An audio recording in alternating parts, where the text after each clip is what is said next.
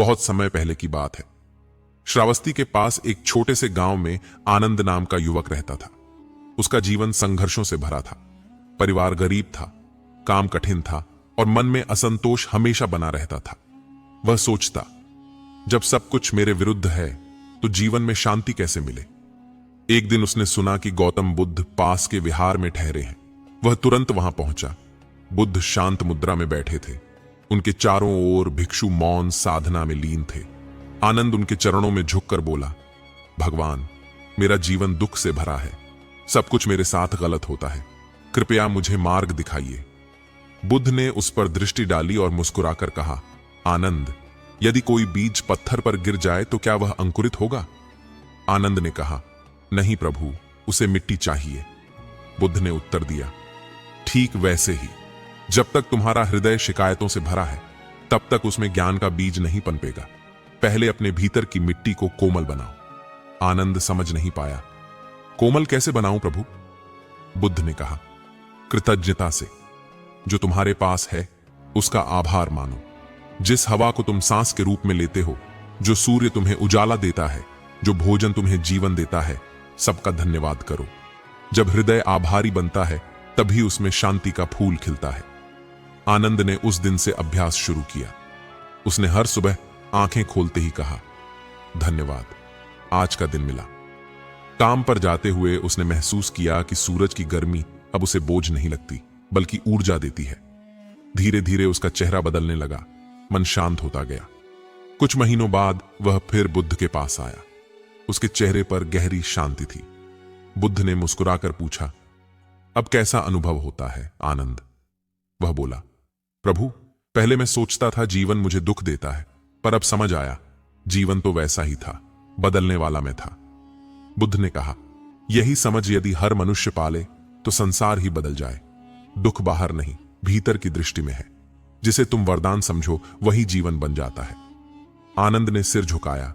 उसकी आंखों से आंसू बह निकले, पर इस बार वे दुख के नहीं, कृतज्ञता के आंसू थे। उस दिन बुद्ध ने कहा, यह कहानी तुम्हारे लिए किसी वरदान से कम नहीं है। जब कभी तुम्हें लगे कि जीवन कठिन है, बस याद रखना, जो श्वास तुम ले रहे हो वही सबसे बड़ा उपहार है। बाकी सब तो उसी से जन्मा है। उस क्षण से आनंद का जीवन एक प्रार्थना बन गया। हर सांस, हर कदम, हर मुस्कान एक आभार। और जो कभी दुख का प्रतीक था वही अब दूसरों के लिए शांति का स्रोत बन गया। तो चलिए दोस्तों, चलते हैं आज की अगली कहानी की ओर। एक बार बुद्ध अपने शिष्यों के साथ यात्रा कर रहे थे। वे एक घने जंगल से गुजरे जहां उन्होंने एक छोटे से गांव में रुकने का निश्चय किया। गांव के लोग बड़े भय और असंतोष में जीवन व्यतीत कर रहे थे। जब बुद्ध वहां पहुंचे तो सभी ग्रामीण उनके चरणों में झुक गए और उनसे प्रार्थना की कि वे उनके दुखों से मुक्ति का उपाय बताएं। बुद्ध मुस्कुराए और बोले, मैं स्वयं कोई जादूगर नहीं हूं। तुम्हारे दुख का अंत तुम्हारे भीतर छिपा है। यदि तुम अपने मन को जान लोगे तो बाहर का संसार तुम्हें दुख नहीं देगा। ग्रामीणों को यह बात समझ नहीं आई। वे बोले, भगवान, हमारा जंगल सूख चुका है, फसलें नष्ट हो रही हैं और हमारे घरों में कलह बढ़ गई है। इसमें मन को जानने से क्या होगा? बुद्ध ने कहा, कल प्रातः तुम सब मेरे साथ नदी किनारे चलो, मैं तुम्हें एक रहस्य बताऊंगा। अगले दिन सुबह जब लोग एकत्र हुए, बुद्ध उन्हें नदी के पास ले गए। वहां उन्होंने एक पात्र में कंकड़ डाले और बोले, इस पात्र को पानी से भर दो। जब पानी भरा गया तो उन्होंने कहा, अब जल को बिल्कुल शांत होने दो। कुछ देर बाद जब जल स्थिर हो गया तो पात्र के तले में रखे कंकड़ धीरे धीरे दिखाई देने लगे। बुद्ध ने पूछा, अब क्या देख रहे हो? एक ग्रामीण बोला, गुरुवर, जब पानी शांत हुआ तभी नीचे की चीजें दिखाई दी। बुद्ध ने मुस्कुराकर कहा, वैसा ही तुम्हारा मन है। जब तक वह अस्थिर और क्रोध, लोभ, भय से भरा रहेगा तब तक तुम अपने जीवन की सच्चाई नहीं देख पाओगे। जब मन शांत होगा तभी भीतर का प्रकाश दिखेगा जो सब दुखों का अंत कर सकता है। फिर बुद्ध ने उन्हें ध्यान का अभ्यास सिखाया। उन्होंने कहा, हर सुबह शांति से बैठो, अपनी सांसों को देखो, अपने विचारों को जैसे बादलों की तरह आने दो और जाने दो। किसी विचार से मत उलझो।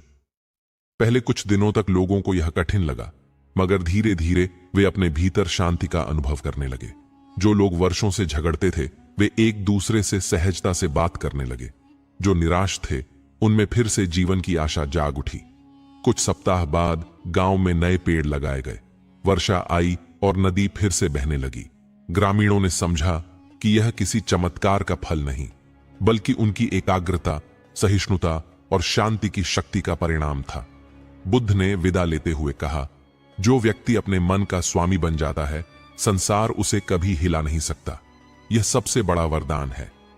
उस दिन से गांव को शांत ग्राम कहा जाने लगा। लोगों ने अपने बच्चों को यही शिक्षा दी कि बाहरी परिस्थितियां बदल जाएं तो भी मन को स्थिर रखना ही सच्चा धर्म है। जब बुद्ध वहां से चले तो प्रत्येक व्यक्ति के हृदय में एक नया सूरज उग चुका था, आत्मज्ञान का सूरज जो सदैव प्रकाशित रहता है और जीवन में शांति का अमृत बनकर बहता है। बहुत समय पहले की बात है। कपिलवस्तु राज्य में शांति और समृद्धि का साम्राज्य था। वहीं एक छोटा सा गांव था, शांत, हरियाली से भरपूर, जहां किसान अपने खेतों में काम करते थे, बच्चे तालाबों में खेलते थे और वृद्ध वृक्षों की छाया में बोध और अनुभव की बातें करते थे। उसी गांव में एक निर्धन ब्राह्मण रहता था। उसका नाम था सुदर्शन। उसका जीवन कठिनाइयों से भरा हुआ था, पर उसका मन सरल, भावुक और सच्चा था। वह रोज सुबह सूर्य को अर्घ्य देता, फिर गांव में जाकर किसी के खेत में मजदूरी करता और जो कुछ मिल जाता उसी में संतोष करता।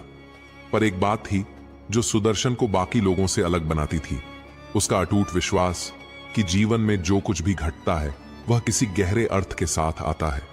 वह अक्सर कहा करता था, यह जीवन केवल संयोगों से नहीं चलता, हर कहानी किसी वरदान की तरह हमारे जीवन में आती है, बस हमें उसकी गहराई समझनी होती है। एक दिन गांव में यह खबर फैली कि स्वयं भगवान बुद्ध पास के वन में अपने भिक्षुओं के साथ ठहरे हुए हैं। यह सुनकर पूरा गांव आनंद से भर गया। सभी लोग बुद्ध के दर्शन के लिए चल पड़े। सुदर्शन भी अपनी लाठी और एक कटोरी में कुछ पुष्प लेकर चल पड़ा। उसका हृदय उल्लास से भर गया था। आज उसे जीवन का कोई नया अर्थ मिलेगा, ऐसा उसे महसूस हो रहा था। जब वह उस वन में पहुंचा जहां बुद्ध विराजमान थे तो वहां का दृश्य अत्यंत शांतिपूर्ण था। वृक्षों के नीचे भिक्षु ध्यानमग्न थे और बुद्ध एक वट वृक्ष के नीचे कमलासन पर विराजमान। उनका चेहरा शांत, तेजस्वी और करुणा से भरा हुआ था। सुदर्शन ने जाकर उनके चरणों में फूल चढ़ाए और हाथ जोड़कर बैठ गया। बुद्ध ने उसकी ओर देखा और मंद मुस्कान के साथ कहा, तुम्हारी आंखों में प्रश्न है वत्स, कहो क्या जानना चाहते हो? सुदर्शन ने धीरे से कहा, भगवान, मेरा जीवन कठिन है, दुख से भरा हुआ है, लेकिन फिर भी मैं अक्सर महसूस करता हूं कि हर दुख एक कहानी लेकर आता है और कभी कभी वो कहानी मेरे लिए किसी वरदान से कम नहीं होती। क्या यह मेरा भ्रम है? बुद्ध कुछ क्षण शांत रहे, फिर उन्होंने अपनी सौम्य दृष्टि सुदर्शन पर जमाते हुए कहना आरंभ किया, वत्स, तुम्हारा अनुभव कोई भ्रम नहीं है, यह सच्चाई है, गहन और परम सत्य। जीवन में जो घटनाएं घटती हैं वे केवल बाह्य रूप से पीड़ा देती हैं, पर भीतर वे आत्मा को निर्मल करती हैं, बुद्धि को विकसित करती हैं और अंततः मोक्ष के मार्ग की ओर ले जाती हैं। एक समय की बात है, अब कथा के भीतर एक और कथा आरंभ होती है, बोधिसत्व की एक पूर्व जन्म की कहानी। बुद्ध ने कहना शुरू किया, बहुत वर्षों पहले हिमालय की तलहटी में एक राज्य था, वीरपुर। वहां का राजा धर्मपाल न्यायप्रिय था। उसका सबसे छोटा पुत्र राजकुमार अदितेय अलग स्वभाव का था। उसे युद्ध में नहीं, ध्यान और ज्ञान में रुचि थी। राजा उसे अक्सर समझाते, अदितेय, तुम्हें युद्ध कला में निपुण होना चाहिए ताकि तुम एक योग्य उत्तराधिकारी बन सको।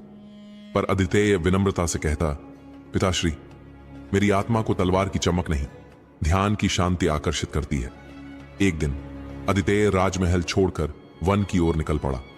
उसका मन ज्ञान की खोज में था। कई वर्षों तक वह तप करता रहा, भिक्षा मांगकर जीवन यापन करता और ध्यान में लीन रहता। एक दिन जब वह एक पर्वतीय कुटिया में तप कर रहा था, तब भयंकर तूफान आया। जंगल में आग लग गई, चारों ओर हाहाकार मच गया।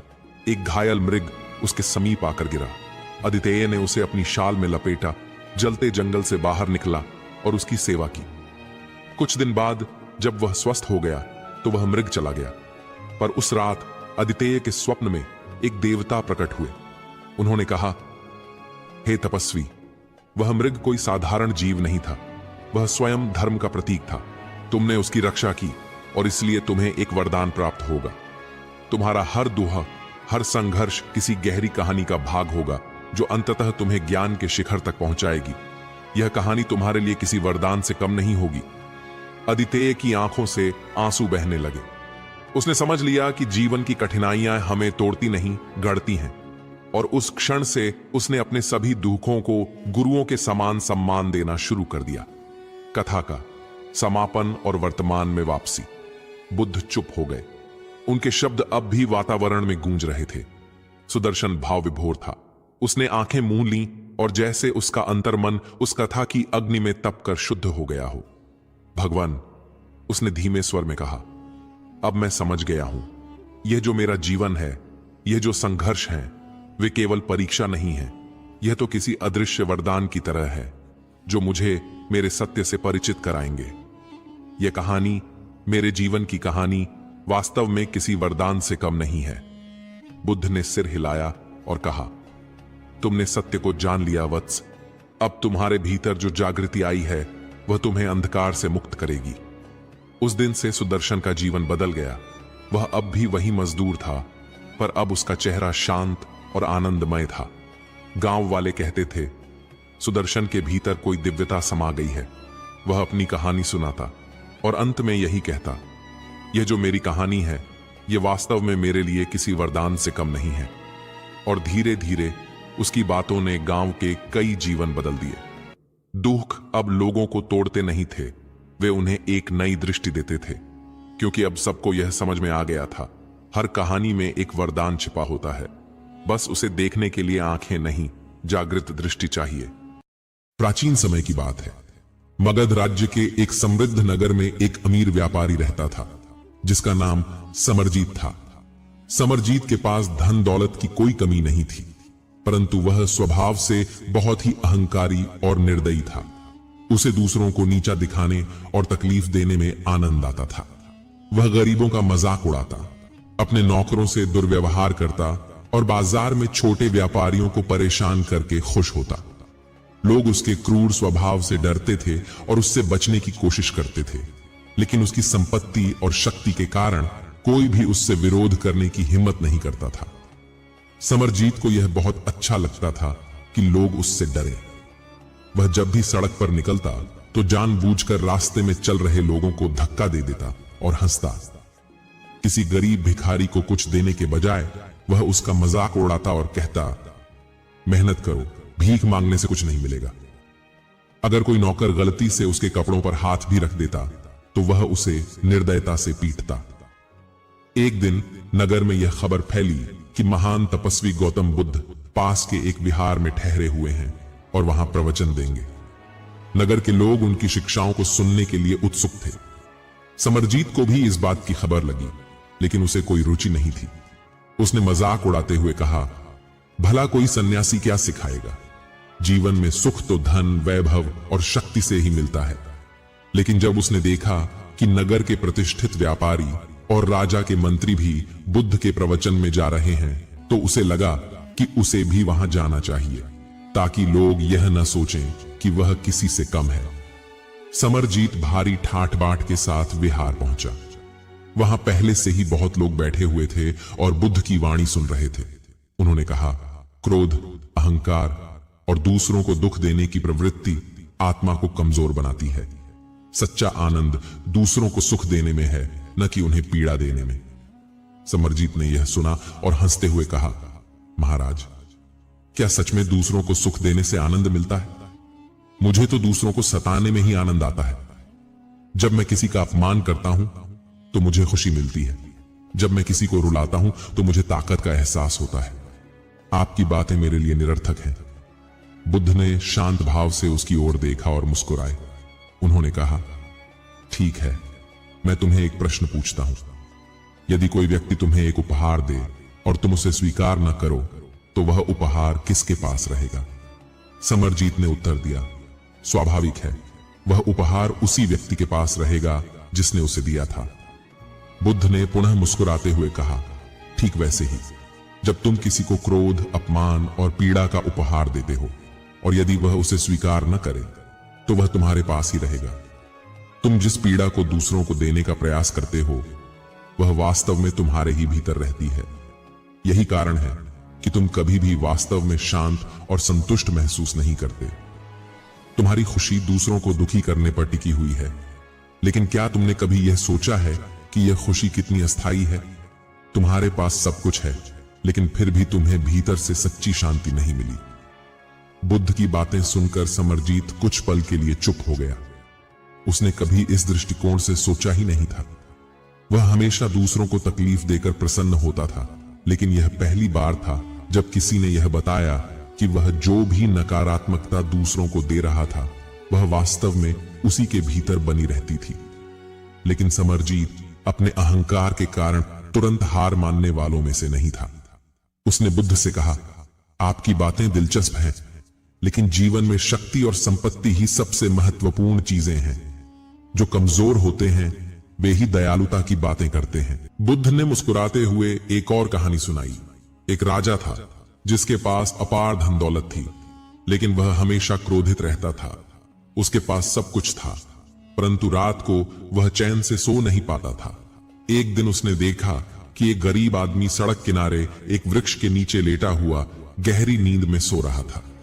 राजा को यह देखकर आश्चर्य हुआ कि जिसके पास कुछ भी नहीं था वह इतने आनंद से सो रहा था, और जिसके पास सब कुछ था वह बेचैन था।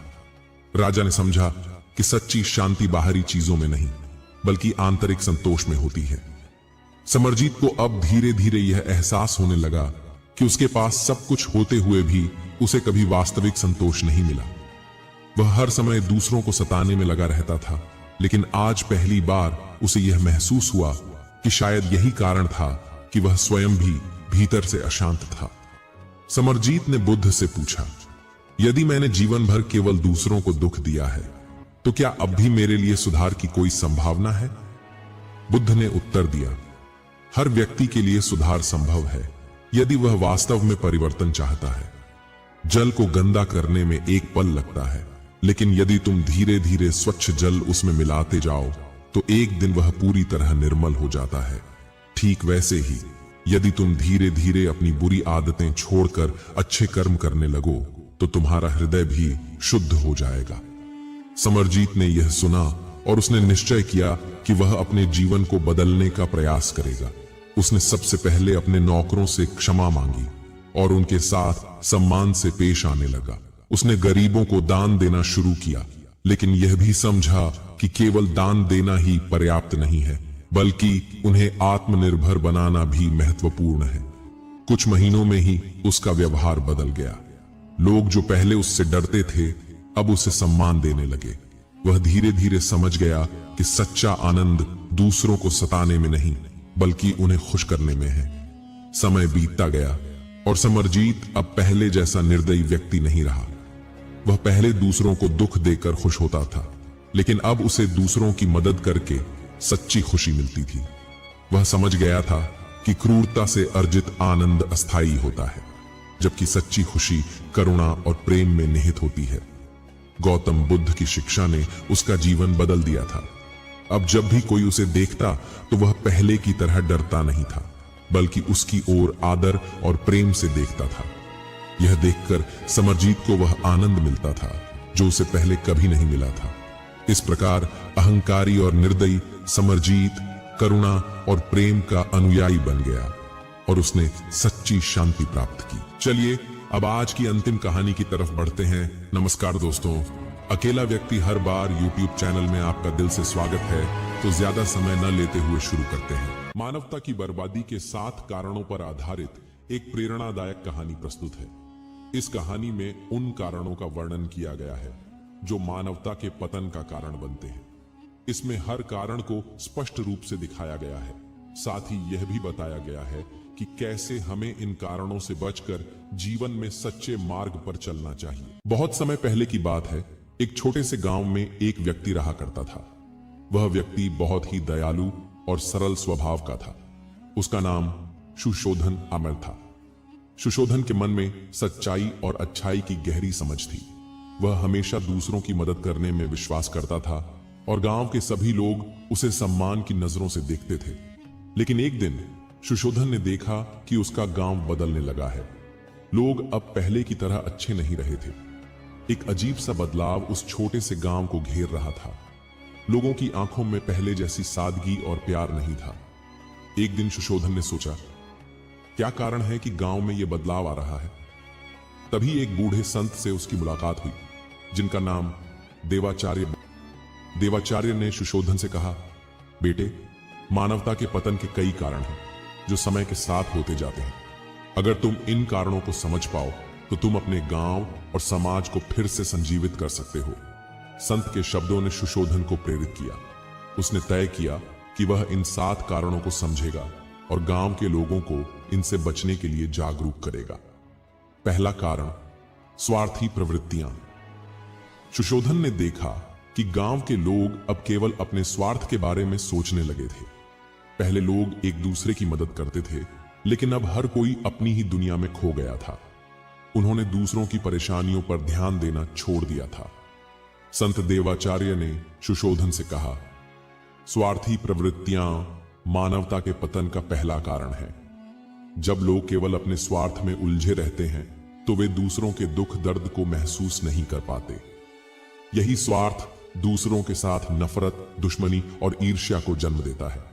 सुशोधन ने ठान लिया कि वह इस स्वार्थी प्रवृत्ति को गांव में फैलने नहीं देगा।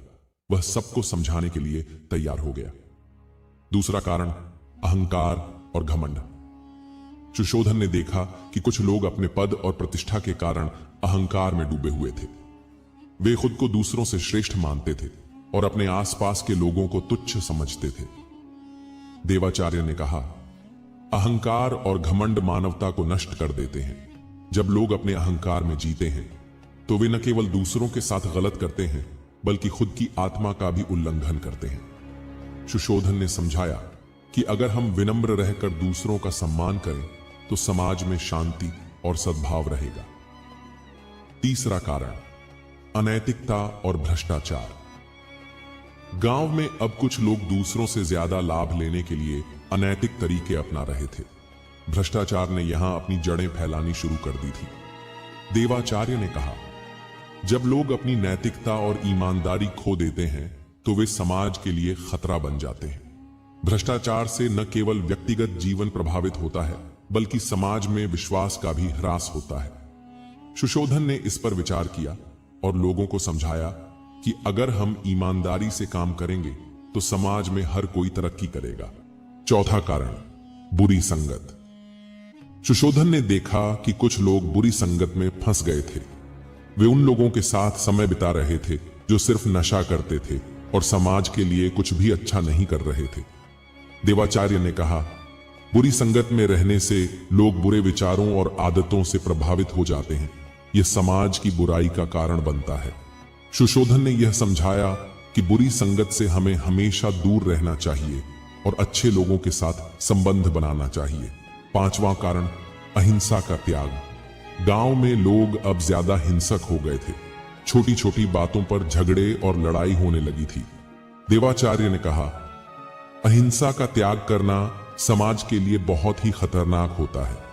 जब लोग एक दूसरे पर हिंसा करते हैं तो समाज का वातावरण भय और आतंक से भर जाता है। सुशोधन ने गांव वालों को समझाया कि हमें किसी भी परिस्थिति में हिंसा से बचना चाहिए और शांति से सभी समस्याओं का समाधान करना चाहिए। छठा कारण, शिक्षा का अभाव। गांव में लोग अब पढ़ाई लिखाई को महत्व नहीं दे रहे थे। शिक्षा का स्तर गिरता जा रहा था। देवाचार्य ने कहा, शिक्षा के बिना समाज का विकास नहीं हो सकता। जब लोग अपने बच्चों को शिक्षा नहीं देते तो वे केवल अंधकार में जीते हैं। सुशोधन ने लोगों से अपील की कि वे अपने बच्चों को अच्छी शिक्षा दें ताकि वे समाज में सकारात्मक बदलाव ला सकें। सातवां कारण, धार्मिक आस्थाओं का कमजोर होना। सुशोधन ने देखा कि लोग अब धार्मिक आस्थाओं को कमजोर करने लगे थे। पूजा पाठ और धार्मिक कर्मकांडों में भाग लेना बहुत कम हो गया था। देवाचार्य ने कहा, जब लोगों की धार्मिक आस्थाएं कमजोर हो जाती हैं तो वे जीवन के उद्देश्य को भूल जाते हैं। यह समाज के लिए बहुत ही खतरनाक होता है। सुशोधन ने गांव वालों को समझाया कि हमें अपने धर्म और आस्थाओं को मजबूत करना चाहिए ताकि हम सच्चे मार्ग पर चल सके। सुशोधन ने संत देवाचार्य की बातों को ध्यान से सुना और समझा। उसने गांव में इन 7 कारणों के बारे में सभी को बताया।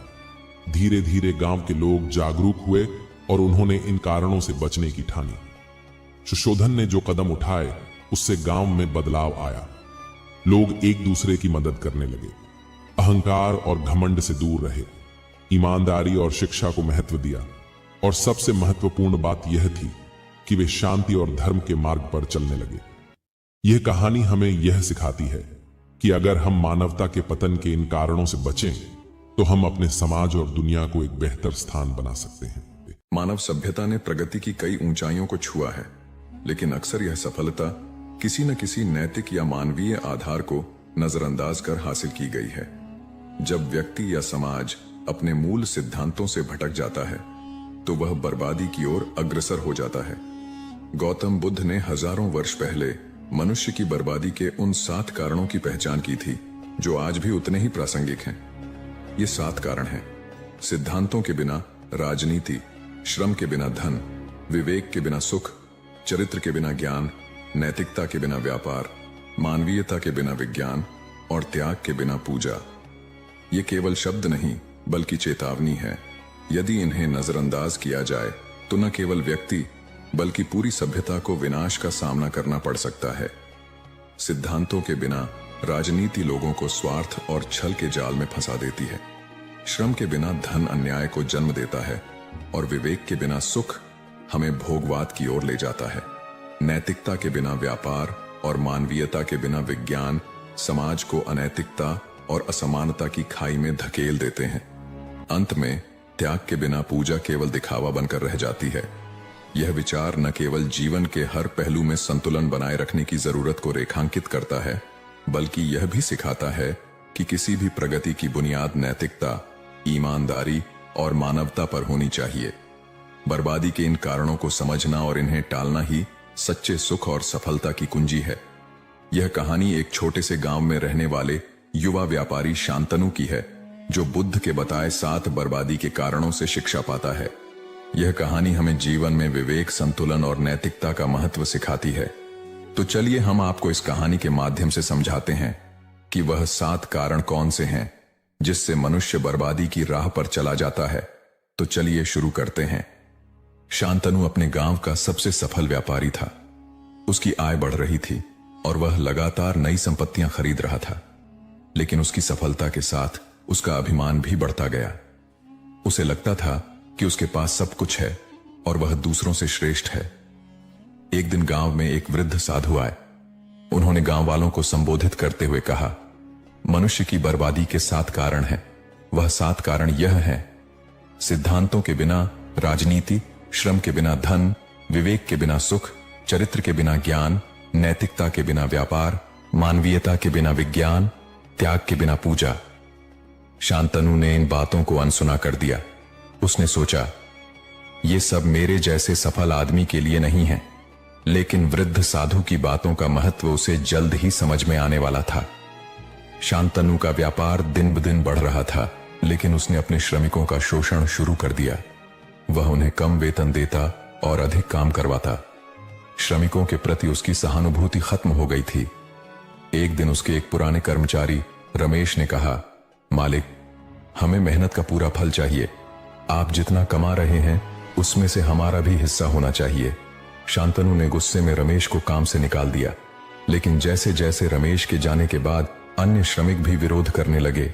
शांतनु का व्यापार लड़खड़ाने लगा। शांतनु ने जल्दी मुनाफा कमाने के लिए घटिया सामग्री से सामान बनाना शुरू कर दिया। ग्राहक यह बात समझ गए और धीरे धीरे उससे सामान खरीदना बंद कर दिया। एक दिन गांव के एक बुजुर्ग ग्राहक ने कहा, शांतनु, व्यापार केवल लाभ कमाने का साधन नहीं है, यह विश्वास का आधार है। नैतिकता के बिना व्यापार तुम्हारी बर्बादी का कारण बनेगा। शांतनु ने उस बुजुर्ग की बात पर हंसते हुए कहा, मुझे व्यापार करना तुमसे बेहतर आता है। लेकिन कुछ ही महीनों में उसका व्यापार ठप हो गया। अपनी असफलता से परेशान होकर शांतनु ने शराब और जुए में खुद को डुबो दिया। वह हर दिन शराब पीता, और अपना दुख भूलने की कोशिश करता, लेकिन यह सुख क्षणिक था। उसका विवेक उसे बार बार कचोटता था कि वह अपनी जिम्मेदारियों से भाग रहा है।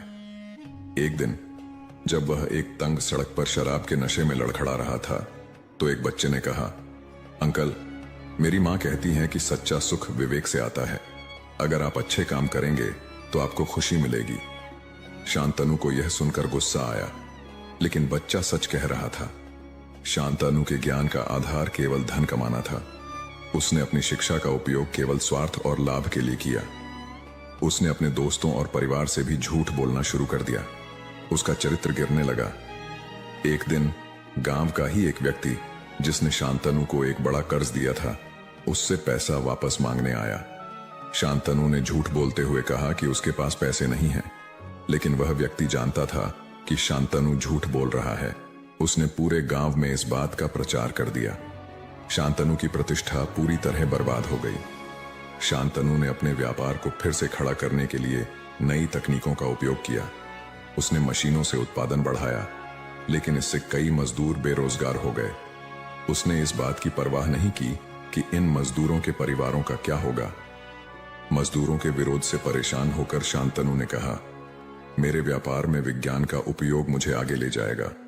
तुम्हारी बेरोजगारी मेरी समस्या नहीं है।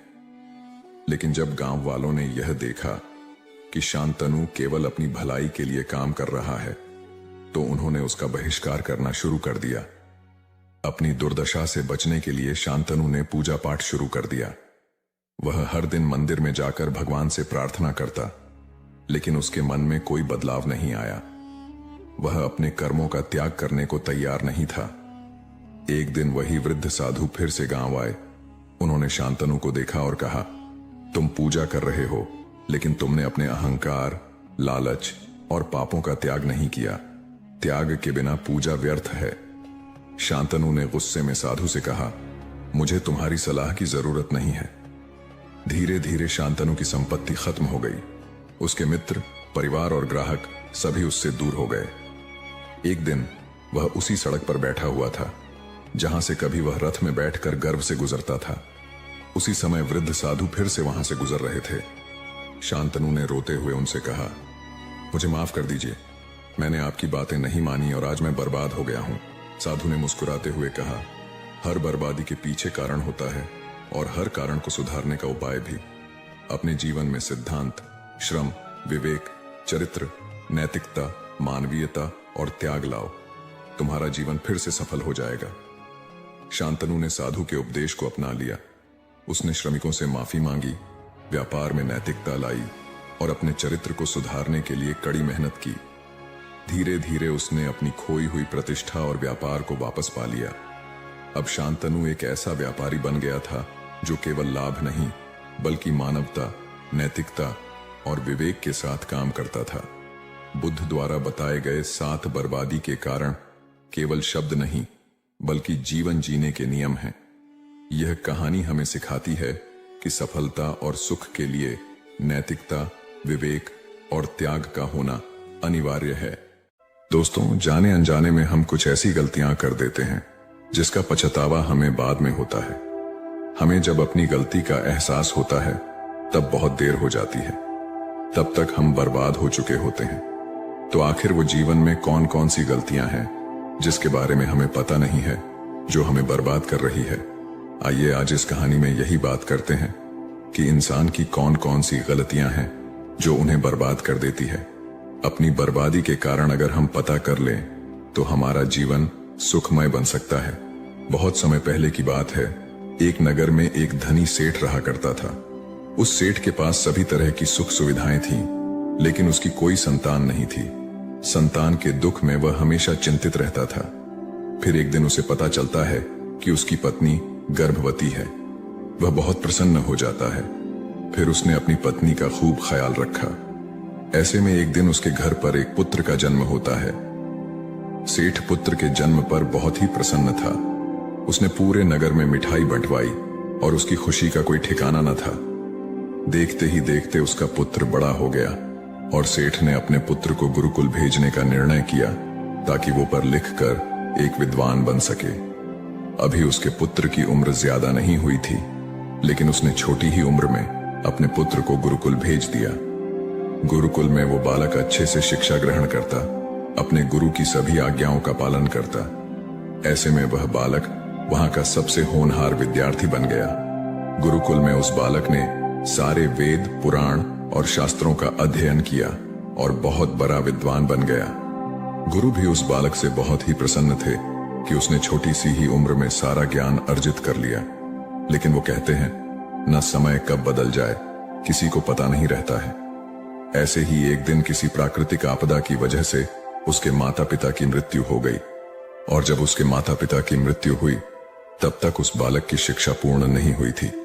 और जब उस बालक ने इस खबर को सुना कि उसके माता पिता इस दुनिया में नहीं रहे और उनका सब कुछ बर्बाद हो चुका है, तो उस बालक का इस सांसारिक मोह माया से मन उठ गया। उसके बाद उस बालक ने निश्चय किया कि वो गुरुकुल से शिक्षा पूर्ण करने के बाद अपना संपूर्ण जीवन लोगों की भलाई में व्यतीत कर देगा। और जब उस बालक की शिक्षा पूर्ण हो गई, उसके बाद वो बालक सन्यासी बन गया और वह सांसारिक वस्तुओं से दूर हिमालय की जंगल में चला गया। वन में जाकर उसने लंबे समय तक तपस्या की। तपस्या पूर्ण करने के बाद उस सन्यासी ने लोगों को शिक्षा देना प्रारंभ कर दिया। समय के साथ साथ उस सन्यासी की चर्चा चारों तरफ होने लगी और दूर दूर से लोग उसके पास शिक्षा ग्रहण करने आने लगे। और बहुत से लोग उसके पास अपनी समस्याओं का समाधान खोजने के लिए भी आने लगे। सन्यासी सभी लोगों की समस्याएं बड़ी आसानी से सुलझा देता, जिस वजह से वो पूरे राज्य में मशहूर हो गया था। लेकिन जिस नगर में वो रहता था, उस नगर का राजा एक क्रूर व्यक्ति था। जब राजा को उस सन्यासी के बारे में पता चला तो उस राजा ने उससे मिलने का निश्चय किया। अगली सुबह राजा अपने महल से निकलकर उस सन्यासी से मिलने के लिए निकल गया और फिर सन्यासी के कुटिया के बाहर पहुंच गया। वहां पहुंचकर जब राजा ने उस सन्यासी को देखा, तब राजा उस सन्यासी को देखता ही रह गया। उसके चेहरे पर एक अलग ही तेज था। जब वो उस सन्यासी के पास पहुंचा, तब राजा को अपार शांति का अनुभव हुआ। उस राजा ने सन्यासी को प्रणाम किया और उनके पास ही बैठ गया और उनसे वार्तालाप करने लगा। वो राजा पहली ही मुलाकात में उस सन्यासी के व्यक्तित्व से इतना प्रभावित हुआ कि उसने उसी समय से अच्छाई की राह पर चलने की ठान ली और मन ही मन सोचने लगा कि इतनी छोटी सी मुलाकात में यह सन्यासी मुझे इतना बदल सकता है, तो अगर यह हमेशा मेरे साथ ही रहने लगे तो मेरी तो जिंदगी ही बदल जाएगी। और यही सोचकर राजा सन्यासी से महल चलने का आग्रह करने लगा। राजा का आग्रह सुनकर सन्यासी मना नहीं कर पाया और वह राजमहल चलने को तैयार हो गए। फिर राजा सन्यासी को लेकर राजमहल की ओर चल दिया। राजमहल पहुंचने पर राजा ने सन्यासी का खूब आदर सत्कार किया और उसके बाद राजा ने सन्यासी को एक सही कमरे में भोजन करवाया। भोजन के बाद सन्यासी ने राजा को धन्यवाद कहा और राजा से जाने की अनुमति मांगी। यह सुनकर राजा ने कहा कि आप हमारे बगीचे में जब तक चाहे रह सकते हैं। आपको यहाँ पर किसी भी प्रकार की असुविधा नहीं होगी और आप यहाँ रहेंगे तो हमारे प्रजा को भी अच्छा लगेगा और हमें भी अच्छा लगेगा। यह सुनकर सन्यासी ने राजा का प्रस्ताव स्वीकार कर लिया। उसके बाद राजा ने सेवकों से कहा कि सन्यासी महाराज के लिए बगीचे में रहने का, खाने का, वस्त्र इत्यादि का प्रबंध किया जाए। राजा की आज्ञा के अनुसार सेवकों ने एक सुंदर कुटिया का निर्माण कर दिया। उसके बाद वह सन्यासी उसी कुटिया में रहने लगे। सन्यासी को उस कुटिया में रहते रहते कई साल बीत गए और इस दौरान राजा ने उनकी खूब सेवा की। एक बार एक आवश्यक काम की वजह से राजा और रानी को किसी दूसरे राज्य में जाना पड़ा, इसलिए उन्होंने एक सेवादार को सन्यासी की सेवा में नियुक्त कर दिया। पर वो सेवादार राजा के जाने के बाद बीमार पड़ गया और अपने घर चला गया और कभी लौटकर वापस नहीं आया। ऐसे में राजा जब वापस आया तो सन्यासी क्रोध के मारे उस राजा को बहुत कुछ सुनाया और राजा से कहा कि हे राजन, जो जिम्मेदारी तुम पूरा नहीं कर सकते तो उसे उठाते ही क्यों हो। तब राजा ने सन्यासी से क्षमा मांगते हुए कहा, हे गुरुदेव, यदि मुझसे कोई भूल हो गई हो तो उसके लिए मैं आपसे क्षमा मांगता हूं। मुझे क्षमा कर दीजिए और आप अपना क्रोध शांत कीजिए और कृपा करके बताइए कि आपको क्या कष्ट हुआ है। यह सुनकर उस सन्यासी ने कहा कि तुम्हारे जाने के बाद मुझे यहां पर किसी ने भोजन नहीं दिया और मैं बहुत दिनों तक भूखा ही रहा। मुझे यहां पर आकर किसी ने पूछा तक नहीं कि मैं किस हाल में हूं यह सुनकर राजा ने सन्यासी से फिर से क्षमा मांगे और कहा, हे गुरुदेव, आज के बाद ऐसी कोई गलती नहीं होगी। और इसके बाद मामला शांत हो गया। जब राजा और सन्यासी के बीच वार्तालाप हो रही थी, तब रानी भी ये सारी बातें चुपके से सुन रही थी और सब कुछ देख रही थी। उसके बाद राजा ने उस सन्यासी को कोई भी शिकायत का मौका नहीं दिया और उसकी खूब सेवा की। परंतु कुछ दिनों बाद राजा को फिर किसी आवश्यक कार्य से अपने राज्य से बाहर जाना पड़ा। लेकिन इस बार राजा ने राज्य से बाहर जाने से पहले अपने रानी को कहा कि जब तक मैं नहीं आऊं तब तक आप स्वयं सन्यासी की देखभाल करोगी। यह सुनकर रानी ने कहा कि जी महाराज, आप निश्चिंत होकर जाइए, मैं सन्यासी महाराज की अच्छे से सेवा करूंगी। उसके बाद रानी हर रोज भोजन बनाकर सन्यासी को भेज देती थी। लेकिन एक दिन रानी नहाने के लिए चली गई और सन्यासी को भोजन देना भूल गई। सन्यासी ने काफी देर तक भोजन का इंतजार किया, लेकिन जब भोजन नहीं आया तो सन्यासी सोच में पड़ गया कि आज खाना क्यों नहीं आया। उसके बाद सन्यासी ने सोचा कि वो खुद महल में जाकर देखेगा कि आखिर अब तक खाना क्यों नहीं आया, और फिर वह महल पहुंच गया। जब वो महल के अंदर दाखिल हुआ, वहां उसकी नजर रानी पर पड़ी। रानी के लंबे लंबे घने काले बाल जो कि उसके कमर पर लहरा रही थीं, उसकी कजरारी आंखें जो देखने मात्र से किसी को भी घायल कर दे, उसकी हिरनी जैसी चाल। रानी के इतने सुंदर रूप को देखकर सन्यासी चकित हो गया और रानी की सुंदरता सन्यासी के मन में घर कर गई और वह वहां से बिना कुछ कहे ही अपनी कुटिया में लौट आया। सन्यासी रानी के रूप की सुंदरता को भुला ना सका और वह खाना पीना छोड़कर अपनी कुटिया में पड़ा रहा। सन्यासी अपने विचारों के चलते कई दिनों तक कुछ नहीं खाया, जिस वजह से वो बहुत कमजोर हो गया।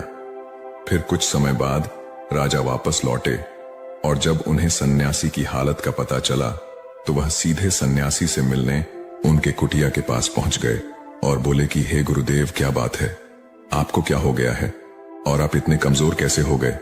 आखिर आपको किस बात की चिंता है? किस गहरी सोच में डूबे हुए हो? क्या मुझसे कोई भूल हो गई है? तब सन्यासी ने कहा कि नहीं राजन, आपसे कोई भूल नहीं हुई है। यह सुनकर राजा ने कहा, तो फिर आखिर क्या बात है, आप मुझे बताइए, मैं आपकी परेशानी जरूर हल करूंगा। यह सुनकर सन्यासी ने राजा से कहा कि हे राजन, मैं आपके रानी की अद्भुत सुंदरता को देखकर उनके विचारों में खो गया हूं और अब मैं रानी के बिना जिंदा भी नहीं रह सकता। यह बातें सुनकर राजा हैरान रह गया और कुछ देर सोचने के बाद राजा ने उस सन्यासी से कहा, मैं आपको रानी दे दूंगा। यह बात सुनते ही सन्यासी बहुत प्रसन्न हो गया।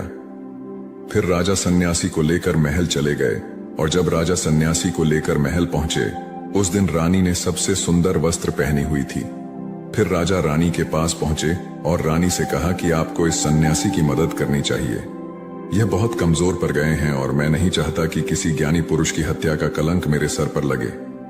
उसके बाद राजा ने रानी से पूछा कि क्या आप इस कलंक को अपने सिर लेना चाहेंगे?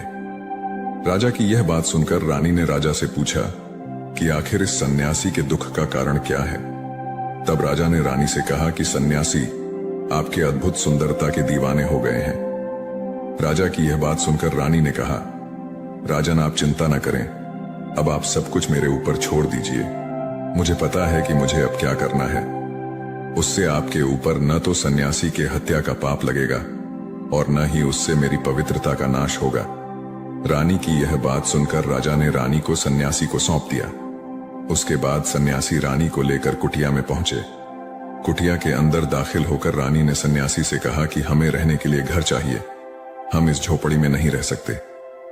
यह सुनकर सन्यासी राजा के पास गया और राजा से जाकर बोला कि हे राजन, हमें रहने के लिए एक घर चाहिए। सन्यासी की बात सुनकर राजा ने उनके लिए घर का प्रबंध कर दिया। फिर सन्यासी रानी को लेकर घर पहुंचा। जब रानी सन्यासी के साथ उस घर पर पहुंची, तब रानी ने कहा कि यह घर तो बहुत गंदा है और इसकी हालत बहुत खराब है, मैं इस घर में नहीं रह सकती। यह सुनकर फिर से वो सन्यासी राजा के पास गया और राजा के पास जाकर बोला, हे राजन, आपने जो हमें घर दिया है उस घर की हालत बहुत खराब है। सन्यासी की बात सुनकर राजा ने घर की हालत ठीक करवा दी। उसके बाद फिर रानी घर के अंदर गई और नहा धोकर बिस्तर पर आ गई। फिर सन्यासी भी बिस्तर पर आ गया। फिर उसके बाद रानी ने सन्यासी से कहा कि आपको पता है आप कौन हैं? और अब आप क्या बन गए हैं? आप एक महान सन्यासी थे, जिसके लिए राजा स्वयं सारी सुविधाएं उपलब्ध कराते थे।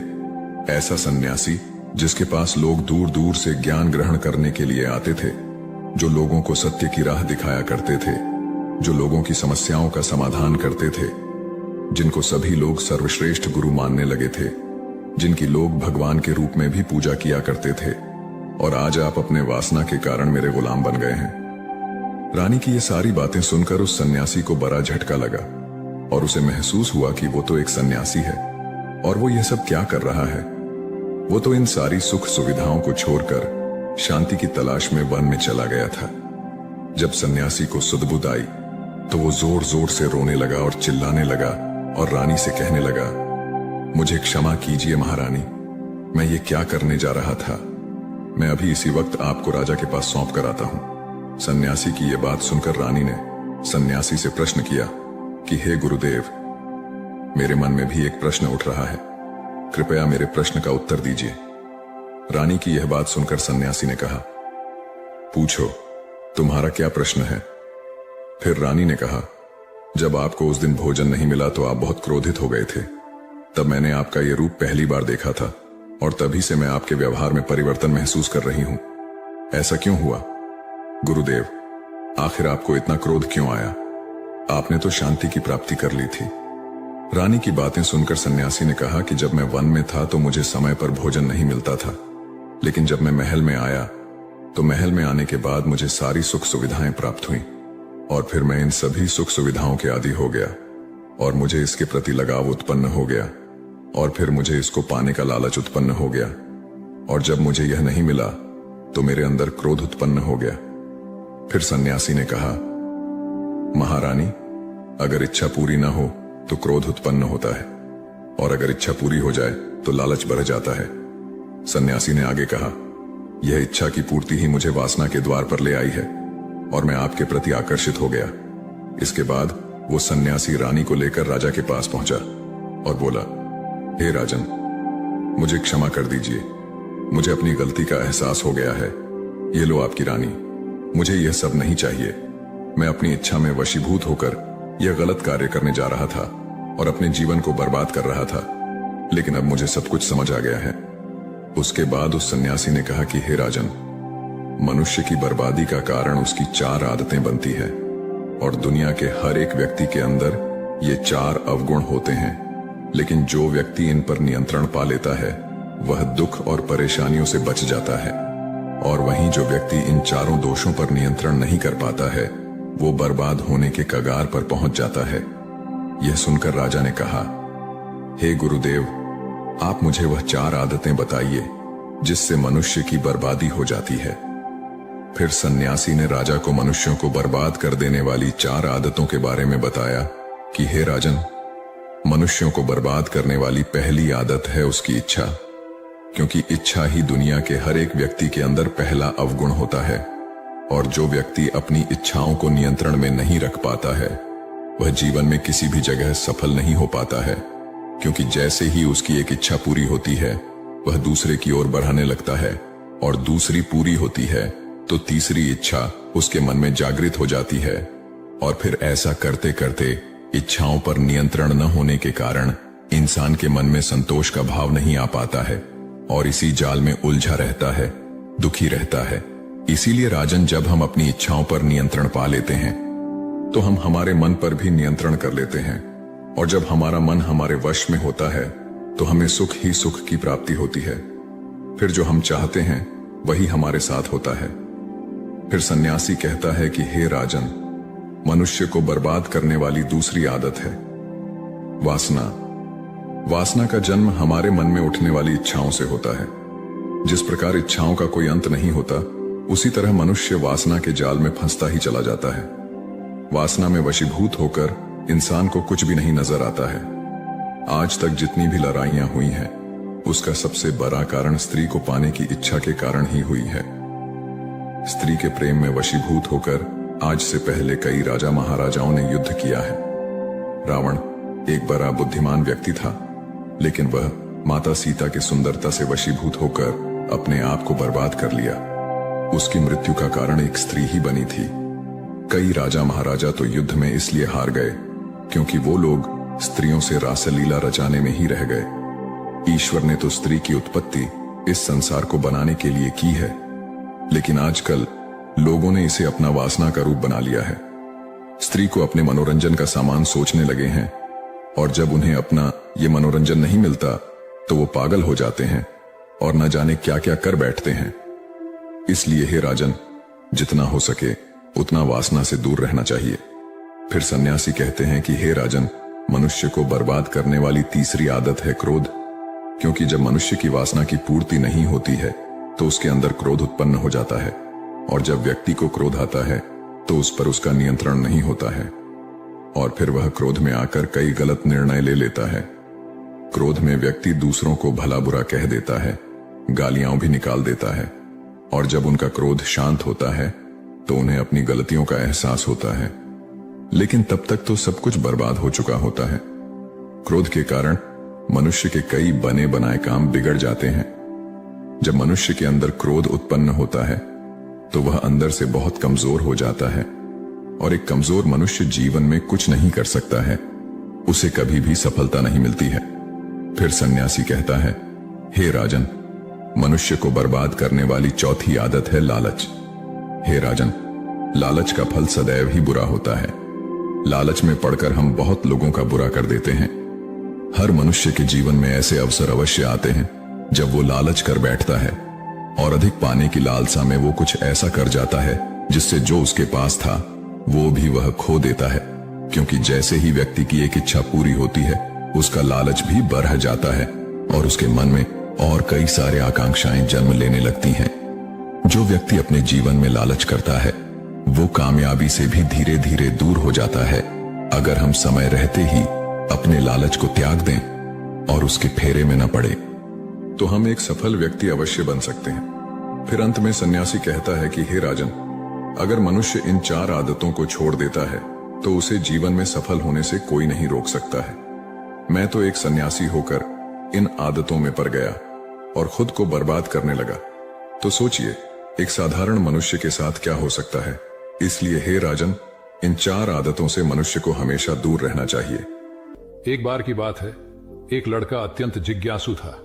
जहां भी उसे कोई नई चीज सीखने को मिलती वह उसे सीखने के लिए तत्पर हो जाता।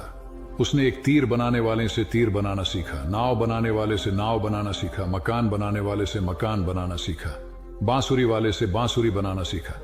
इस प्रकार वह अनेक कलाओं में प्रवीण हो गया, लेकिन उसमें थोड़ा अहंकार आ गया।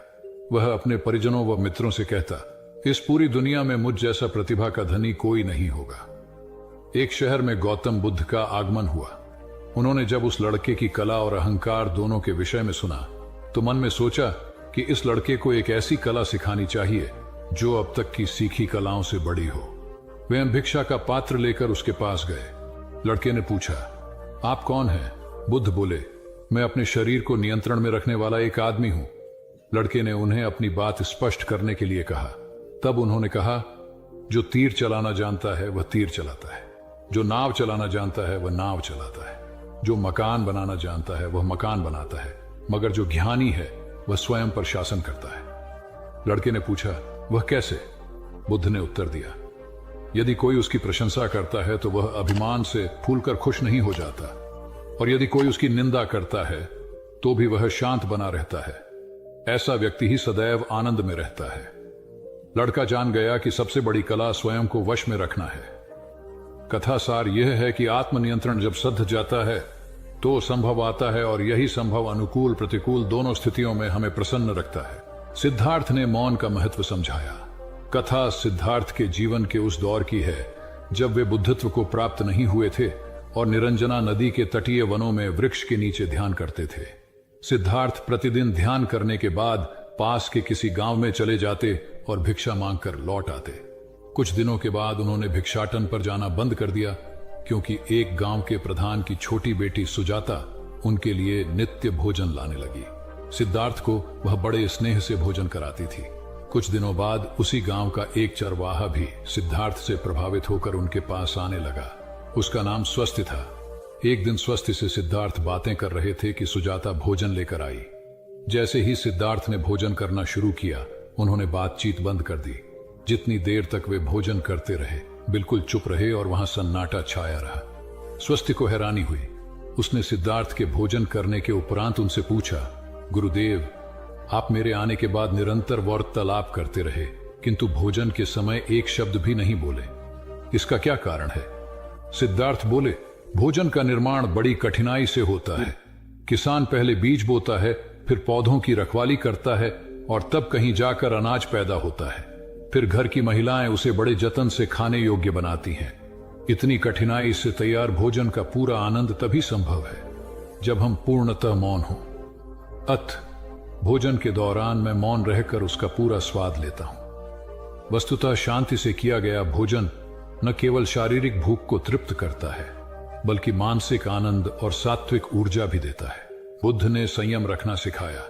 बुद्ध के पास उनका एक शिष्य आया और बौखलाए स्वर में बोला, जमींदार राम सिंह ने मेरा अपमान किया है, आप सभी चले, उसे सबक सिखाना होगा। बुद्ध बोले, प्रिय वर, सच्चे बौद्ध का अपमान करने की शक्ति किसी में नहीं होती। तुम इस बात को भुला दो। जब प्रसंग भुला दोगे तो अपमान कहां बचा रहेगा? शिष्य ने कहा, उसने आपके प्रति भी अपशब्दों का प्रयोग किया था। आप चलिए तो सही। आपको देखते ही वह शर्मिंदा हो जाएगा और क्षमा मांग लेगा। इससे मैं संतुष्ट हो जाऊंगा। बुद्ध कुछ विचार कर बोले, अच्छा, यदि ऐसी बात है तो मैं अवश्य ही राम जी के पास चलकर उसे समझाने का प्रयास करूंगा। शिष्य ने आतुर होकर कहा, चलिए, नहीं तो रात हो जाएगी। बुद्ध ने कहा, रात आएगी तो क्या, रात के पश्चात दिन भी तो आएगा। यदि तुम वहां चलना आवश्यक ही समझते हो तो मुझे कल याद दिलाना, कल चलेंगे। दूसरे दिन बात आई गई हो गई।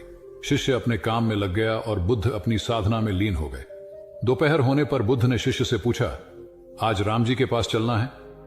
शिष्य ने कहा, नहीं, मैंने जब घटना पर फिर से विचार किया तो मुझे इस बात का आभास हुआ कि भूल मेरी ही थी।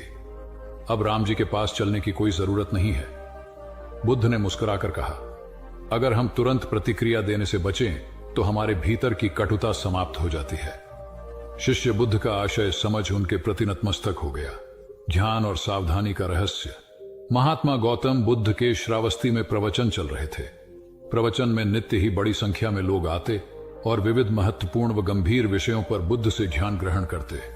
बुद्ध का शिष्य वर्ग भी काफी विशाल था, जो प्रवचन स्थल की व्यवस्था संभालता और बुद्ध की सेवा में सदैव तत्पर रहता।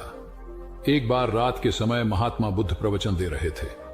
सदैव की भांति काफी लोग उनके प्रवचन सुन रहे थे। एक व्यक्ति जो बुद्ध के ठीक सामने बैठा था बार बार नींद के झोंके ले रहा था। बुद्ध थोड़ी देर तक तो प्रवचन देते रहे, फिर उससे बोले, वत्स, सो रहे हो? उस व्यक्ति ने हड़बड़ाकर कहा, नहीं महात्मा। बुद्ध ने पुनः प्रवचन प्रारंभ किए। वह व्यक्ति फिर ऊँघने लगा। महात्मा ने फिर वही प्रश्न दोहराया और उसने फिर अचकचा कर नहीं महात्मा कहा। ऐसा लगभग 8-10 बार हो गया। कुछ देर बाद बुद्ध ने उससे पूछा, वत्स, जीवित हो? हर बार की तरह इस बार भी उसने कहा, नहीं महात्मा। यह सुनकर उपस्थित श्रोताओं में हंसी की लहर दौड़ गई और वह व्यक्ति पूर्णतः चैतन्य हो गया। तब बुद्ध गंभीर होकर बोले, वत्स, निद्रा में तुम्हारे मुख से सही उत्तर मिल ही गया। जो निद्रा में है वह मृतक समान ही है। महात्मा बुद्ध का संकेत था कि गुरु से ज्ञान ग्रहण करते वक्त सजगता अत्यंत आवश्यक है। गाफिल रहने की स्थिति में ज्ञान की प्राप्ति पूर्ण नहीं होती और अधकचरा ज्ञान सदैव खतरनाक साबित होता है। एक क्रोधी ने बौद्ध धर्म अपनाया। बौद्ध भिक्षु बोधि धर्म भ्रमण करते हुए एक गांव में पहुंचे। लोग उनका बहुत आदर करते थे। बोधि धर्म व उनके शिष्यों का ग्रामीणों ने हार्दिक सत्कार किया और फिर उनके पवित्र वचनों को सुनने के लिए उनके आसपास एकत्रित हो गए। बोधि धर्म लोगों को धर्म और आचरण विषयक अच्छी बातें सरल भाषा में समझाने लगे। तभी वहां एक व्यक्ति आया और बोधि धर्म को अपशब्द कहने लगा। उपस्थित जनसमूह ने उसे रोकने का बहुत प्रयास किया, किंतु वह नहीं माना तथा अनवरत बोधि धर्म को बुरा भला कहता रहा। लोगों ने कहा कि महाराज, यह व्यक्ति कितना उद्दंड है, निरर्थक ही आपको अपशब्द कह रहा है। बोधि धर्म उस व्यक्ति के इस आचरण पर कदापि क्रोधित नहीं हुए और लोगों से बोले कि यह भविष्य में मेरा सबसे बड़ा भक्त बनने वाला है। लोगों ने पूछा कि कैसे? बोधि धर्म ने उत्तर दिया, कोई कुम्हार के यहां घड़ा लेने जाता है तो घड़े को बजाकर देखा जाता है कि वह फूटा हुआ तो नहीं है। जब 1-2 रुपए के घड़े को कोई इतनी परख कर सकता है तो भला जिसे गुरु मानना है उसे 10-20 गालियां दिए बगैर कैसे पहचानेगा? पहले वह परीक्षा लेगा कि गुरु में धैर्य, आक्रोश व समता भाव कितना है। ये जानने के बाद ही तो वह गुरु को स्वीकारेगा। इसलिए यह व्यक्ति मुझे निरर्थक ही अपशब्द नहीं कह रहा है। और आगे चलकर वास्तव में वह व्यक्ति बोधि धर्म का सबसे बड़ा भक्त बना। किसी को शिक्षा देने से पूर्व स्वयं का आचरण भी तदनुरूप होना चाहिए, तभी गुरु का महान पद मिलता है। वस्तुतः गुरु की गुरुता तभी स्वीकारी जाती है जबकि उसमें सदाचरण के सभी लक्षण मौजूद हों। साधना का महत्व। महात्मा बुद्ध ज्ञान प्राप्ति के लिए घोर तप में लगे थे। उन्होंने शरीर को काफी कष्ट दिया, यात्राएं की, घने जंगलों में कठिन साधना की, पर आत्मज्ञान की प्राप्ति नहीं हुई। निराश हो बुद्ध सोचने लगे, मैंने अभी तक कुछ भी प्राप्त नहीं किया, अब आगे क्या कर पाऊंगा। निराशा, अविश्वास के इन नकारात्मक भावों ने उन्हें क्षुब्ध कर दिया। कुछ ही क्षणों के बाद उन्हें प्यास लगी। वे थोड़ी दूर स्थित एक झील तक पहुंचे। वहां उन्होंने एक दृश्य देखा कि एक नन्ही सी गिलहरी के 2 बच्चे झील में डूब गए। पहले तो वह गिलहरी जड़वत बैठी रही, फिर कुछ देर बाद उठकर झील के पास गई, अपना सारा शरीर झील के पानी में भिगोया और फिर बाहर आकर पानी झाड़ने लगी। ऐसा वह बार बार करने लगी। बुद्ध सोचने लगे कि इस गिलहरी का प्रयास कितना मूर्खतापूर्ण है। क्या कभी यह इस झील को सुखा सकेगी? किंतु गिलहरी का यह क्रम लगातार जारी था। बुद्ध को लगा मानो गिलहरी कह रही हो कि यह झील कभी खाली होगी या नहीं, यह मैं नहीं जानती, किंतु मैं अपना प्रयास नहीं छोड़ूंगी। अतः उस छोटी सी गिलहरी ने भगवान बुद्ध को अपने लक्ष्य मार्ग से विचलित होने से बचा लिया। वे सोचने लगे कि जब यह नन्ही गिलहरी अपने लघु सामर्थ्य से झील को सुखा देने के लिए दृढ़ संकल्पित है, तो मुझ में क्या कमी है? मैं तो इससे 1000 गुना अधिक क्षमता रखता हूं। यह सोचकर गौतम बुद्ध पूर्ण अपनी साधना में लग गए और एक दिन बोधिवृक्ष तले उन्हें ज्ञान का आलोक प्राप्त हुआ। ये कथा असफलता के बावजूद प्रयासों की निरंतरता पर बल देती है। यदि हम प्रयास करना न छोड़े तो एक न एक दिन लक्ष्य की प्राप्ति हो ही जाती है। बुद्ध का समत्व भाव। गौबुद्ध निर्जन जंगल में एक पहाड़ी पर बैठे ध्यान कर रहे थे। वहां चारों ओर शांति थी, कहीं कोई शोर नहीं था। ध्यान करने के लिए इससे उपयुक्त स्थान और कहीं नहीं हो सकता, यही सोचकर बुद्ध ने इसे चुना था। अचानक इस नीरवता को एक कोलाहल ने भंग कर दिया। कुछ दुष्चरित्र लोग एक वेश्या को लेकर वहां आमोद प्रमोद के लिए आ धमके। एक क्षण में वातावरण की पवित्रता भंग हो गई और शांति अशांति में बदल गई। उन लोगों ने मदिरापन शुरू कर दिया। इसी बीच वेश्या अवसर पाकर भाग गई। उन दुष्टों ने उसे वस्त्र विहीन कर दिया था। जब मदिरा का नशा थोड़ा उतरा तो वे लोग उसे खोजने निकले। थोड़ी दूर जाने पर उन्हें ध्यानस्थ बुद्ध दिखाई दिए। उन्होंने बुद्ध का ध्यान भंग कर पूछा, क्या तुमने यहां से किसी को जाते देखा? बुद्ध के नहीं कहने पर उन्होंने फिर पूछा, क्या तुमने एक सुंदर स्त्री को यहां से जाते देखा? बुद्ध द्वारा इनकार करने पर उन्होंने निर्लज्जता से पूछा, क्या यहां से एक निर्वस्त्र स्त्री को भाग कर जाते देखा? बुद्ध ने शांत भाव से उत्तर दिया, यहां से कोई गया जरूर था, किंतु वह स्त्री थी या पुरुष, मेरे लिए यह पहचान करना असंभव है। जब तुम्हारा मन भी वासना विहीन हो जाएगा तो वह भी स्त्री पुरुष या वस्त्रधारी निर्वस्त्रधारी का भेद करना भूल जाएगा। सभी दुष्ट अपनी भूल जान लज्जित होकर वहां से चले गए। सार यह है कि साधुता विकार रहित और निरपेक्ष दृष्टि से देखती है। वहां प्राणी मात्र में किसी प्रकार के भेद के लिए कोई स्थान नहीं होता। आत्मा साक्षात्कार आवश्यक है। जीवन में एक अज्ञात भय ऐसा है जो झांत भी है परंतु है सबसे बड़ा, और वह है मृत्यु का भय। उम्र, मौत और जिंदगी, इन तीनों के मामले में संसारी और साधु का फर्क देखें तो भय मुक्त हुआ जा सकता है। संत कितना जिए यह महत्वपूर्ण नहीं होता, कैसे जिए यह उपयोगी होता है। देह त्यागने के पूर्व बुद्ध ने जो अंतिम वाक्य कहे थे उसे समझा जाना चाहिए। हंद दानी भिक्खवे आमंत यामी वो, वह धमासनरवारा अपमादीन संपादे था इति, अर्थात हर वस्तु नाशवान है। जीवन का संपादन अप्रमाद के साथ करो। आलस्य के साथ वासना का समावेश हो जाए तो प्रमाद शुरू होता है। बुद्ध ने अपने भिक्षुओं को अपनी अंतिम क्रिया के बारे में भी विस्तार से समझा दिया था। मौत को उन्होंने उत्सव बनाया। भौतिकता की आंधी में आज हम इतने भयभीत हैं कि सांप को तो मार देते हैं और रस्सी से डर जाते हैं। हमारी मौत अवसाद तथा संतों की मृत्यु उपदेश हो जाती है। इसे दिव्य बनाने का प्रयास उम्र के हर पल में और जिंदगी के हर पड़ाव पर सतत करना होगा।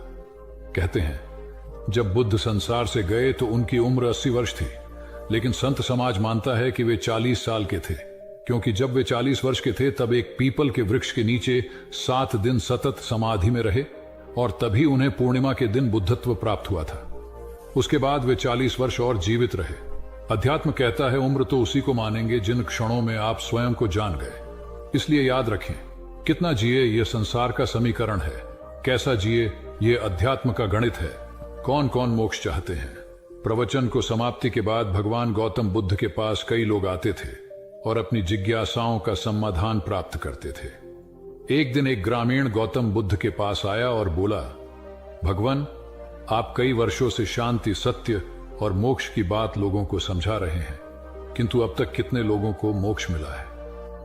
बुद्ध ने कहा, तुम कल आना, तब मैं तुम्हारी बात का उत्तर दूंगा, किंतु आने से पहले एक काम करना, पूरे गांव का चक्कर लगाते हुए सभी लोगों से पूछ कर आना कि कौन कौन शांति चाहते हैं और कौन कौन सत्य एवं मोक्ष। अगले दिन उस ग्रामीण ने घंटों गांव का चक्कर लगाया, किंतु उसे एक भी व्यक्ति ऐसा नहीं मिला जो शांति, सत्य और मोक्ष चाहता हो। कोई धन चाहता था तो कोई यश, किसी को संतान चाहिए थी तो किसी को दीर्घायु। ग्रामीण बुद्ध के पास आकर बोला, ये विचित्र गांव है भगवान, कोई कुछ चाहता तो कोई कुछ, लेकिन शांति, सत्य और मोक्ष चाहने वाला कोई नहीं है। तब बुद्ध ने उत्तर दिया, इसमें विचित्र कुछ नहीं है। हम में से प्राय सभी सुख चाहते हैं, शांति नहीं। सुख प्राप्ति के लिए वे शांति के विपरीत मार्ग पर चलते हैं, इसलिए वे सुख और शांति का मार्ग नहीं पा सकते। सार ये है कि व्यक्ति सुख की खोज भौतिकता में करता है, जो निरंतर लिप्सा को बढ़ाती है, और लिप्सा कभी शांति नहीं आने देती। शांति का मार्ग संतोष और सीमित चाह में निहित होता है, तथा शांति ही सही मायनों में सुख का वाहक है, क्योंकि सुख शरीर से बढ़कर आत्मा का विषय है। मैं आत्म विजय का प्रतीक हूं। एक बौद्ध ब्रह्मचारी ने कई देशों में घूमकर विभिन्न कलाएं सीखी। एक देश में उसने एक व्यक्ति से बाण बनाने की कला सीखी। कुछ दिनों के बाद वह अन्य देश में गया। वहां उसने नौ निर्माण कलाएं सीखी, क्योंकि वहां बहुतायत में जहाज बनाए जाते थे। फिर वह किसी तीसरे देश में गया तो कई ऐसे व्यक्तियों के संपर्क में आया जो गृह निर्माण करते थे। यहां उसने गृह निर्माण कला सीखी। इस प्रकार वह 16 देशों में गया और कई कलाओं का झाता होकर लौटा। जब वह अपने देश पहुंचा तो अहंकार ग्रस्त हो लोगों से पूछता, इस संपूर्ण पृथ्वी पर मुझ जैसा कोई चतुर व्यक्ति है? भगवान बुद्ध ने उस युवा ब्रह्मचारी से घमंड की ऐसी अति देखकर उसे एक उच्चतर कला सिखानी चाहिए। वे एक वृद्ध भिखारी का वेश बनाकर हाथ में भिक्षा पात्र लिए उसके सामने गए। ब्रह्मचारी ने बड़े अभिमान से पूछा, कौन हो तुम? बुद्ध बोले, मैं आत्मविजय का पथिक हूं। ब्रह्मचारी ने उसके कथन का अर्थ जानना चाहा तो वे बोले, ये शुकर बाण बना लेता है, नौ चालक जहाज पर नियंत्रण रख लेता है, गृह निर्माता घर भी बना लेता है, किंतु वह तो महाविद्वान नहीं होगा जो अपने शरीर और मन पर विजय पा सके। संसार की प्रशंसा व अपशब्द दोनों ही दशाओं में जिसका मन स्थिर रहे, वही साधक शांति व निर्वाण को प्राप्त करता है। गौतम बुद्ध की इन बातों को सुनकर ब्रह्मचारी को अपनी भूल का एहसास हुआ। वस्तुतः अहंकार का त्याग ही ईश उपलब्धि का द्वार है, इसलिए ईश्वर की प्राप्ति के इच्छुक भक्त को अहंकार से सर्वथा मुक्त रहना चाहिए। महात्मा बुद्ध ज्ञान प्राप्ति के लिए घोर तप में लगे थे। उन्होंने शरीर को काफी कष्ट दिया, यात्राएं की, घने जंगलों में कठिन साधना की, पर आत्मज्ञान की प्राप्ति नहीं हुई। निराश हो बुद्ध सोचने लगे, मैंने अभी तक कुछ भी प्राप्त नहीं किया, अब आगे क्या कर पाऊंगा। निराशा, अविश्वास के इन नकारात्मक भावों ने उन्हें क्षुब्ध कर दिया। कुछ ही क्षणों के बाद उन्हें प्यास लगी। वे थोड़ी दूर स्थित एक झील तक पहुंचे। वहां उन्होंने एक दृश्य देखा कि एक नही सी गिलहरी के 2 बच्चे झील में डूब गए। पहले तो वह गिलहरी जड़वत बैठी रही, फिर कुछ देर बाद उठकर झील के पास गई, अपना सारा शरीर झील के पानी में भिगोया और फिर बाहर आकर पानी झाड़ने लगी। ऐसा वह बार बार करने लगी। बुद्ध सोचने लगे कि इस गिलहरी का प्रयास कितना मूर्खतापूर्ण है, क्या कभी यह इस झील को सुखा सकेगी? किंतु गिलहरी का यह क्रम लगातार जारी था। बुद्ध को लगा मानो गिलहरी कह रही हो कि यह झील कभी खाली होगी या नहीं, यह मैं नहीं जानती, किंतु मैं अपना प्रयास नहीं छोड़ूंगी। अतः उस छोटी सी गिलहरी ने भगवान बुद्ध को अपने लक्ष्य मार्ग से विचलित होने से बचा लिया। वे सोचने लगे कि जब यह नन्ही गिलहरी अपने लघु सामर्थ्य से झील को सुखा देने के लिए दृढ़ संकल्पित है तो मुझ में क्या कमी है? मैं तो इससे 1000 गुना अधिक क्षमता रखता हूं। यह सोचकर गौतम बुद्ध पुनः अपनी साधना में लग गए और एक दिन बोधिवृक्ष तले उन्हें ज्ञान का आलोक प्राप्त हुआ। यह कथा असफलता के बावजूद प्रयासों की निरंतरता पर बल देती है। यदि हम प्रयास करना न छोड़े तो एक न एक दिन लक्ष्य की प्राप्ति हो ही जाती है। बुद्ध अपने साधना काल में एक निर्जन स्थान पर ध्यान मग्न बैठे थे। इसी स्थान पर एक यक्ष का वास था। ये बात बुद्ध को झांक नहीं थी। वे तो वहां पहुंचे और शांत वातावरण देखकर ध्यानमग्न हो गए। उस समय यक्ष वहां पर नहीं था। रात होने पर जब वह आया तो उस स्थान पर एक अनजान व्यक्ति को देखकर आग बबूला हो गया। बड़े जोर से वह दहाड़ा, किंतु बुद्ध का ध्यान भंग नहीं हुआ। यक्ष ने उन्हें हाथी का रूप धारण कर डराना चाहा, किंतु बुद्ध यथावत ध्यानमग्न बैठे रहे। उसने बुद्ध को डराने के लिए क्रमशः शेर, चीता, बाघ आदि का रूप धारण किया, किंतु बुद्ध अविचलित ही बने रहे। अंत में उसने भयंकर विषधर का रूप धारण कर उनके पैर के अंगूठे को डंस लिया, किंतु बुद्ध पर उसके विष का भी कोई असर नहीं हुआ। वे अब भी अप्रभावित रहे।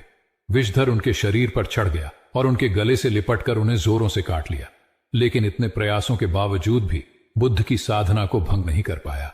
थक हार कर नीचे उतर आया और उनसे कुछ कदमों की दूरी पर लेटकर अपनी थकान उतारने लगा। ध्यान पूर्ण होने पर बुद्ध ने उसकी तरफ देखा और उसे बहुत स्नेह से दुलारा। उनका निश्चल प्रेम देखकर सर्प का विष अमृत बन गया और यक्ष ने श्रद्धापूर्वक बुद्ध को नमन किया।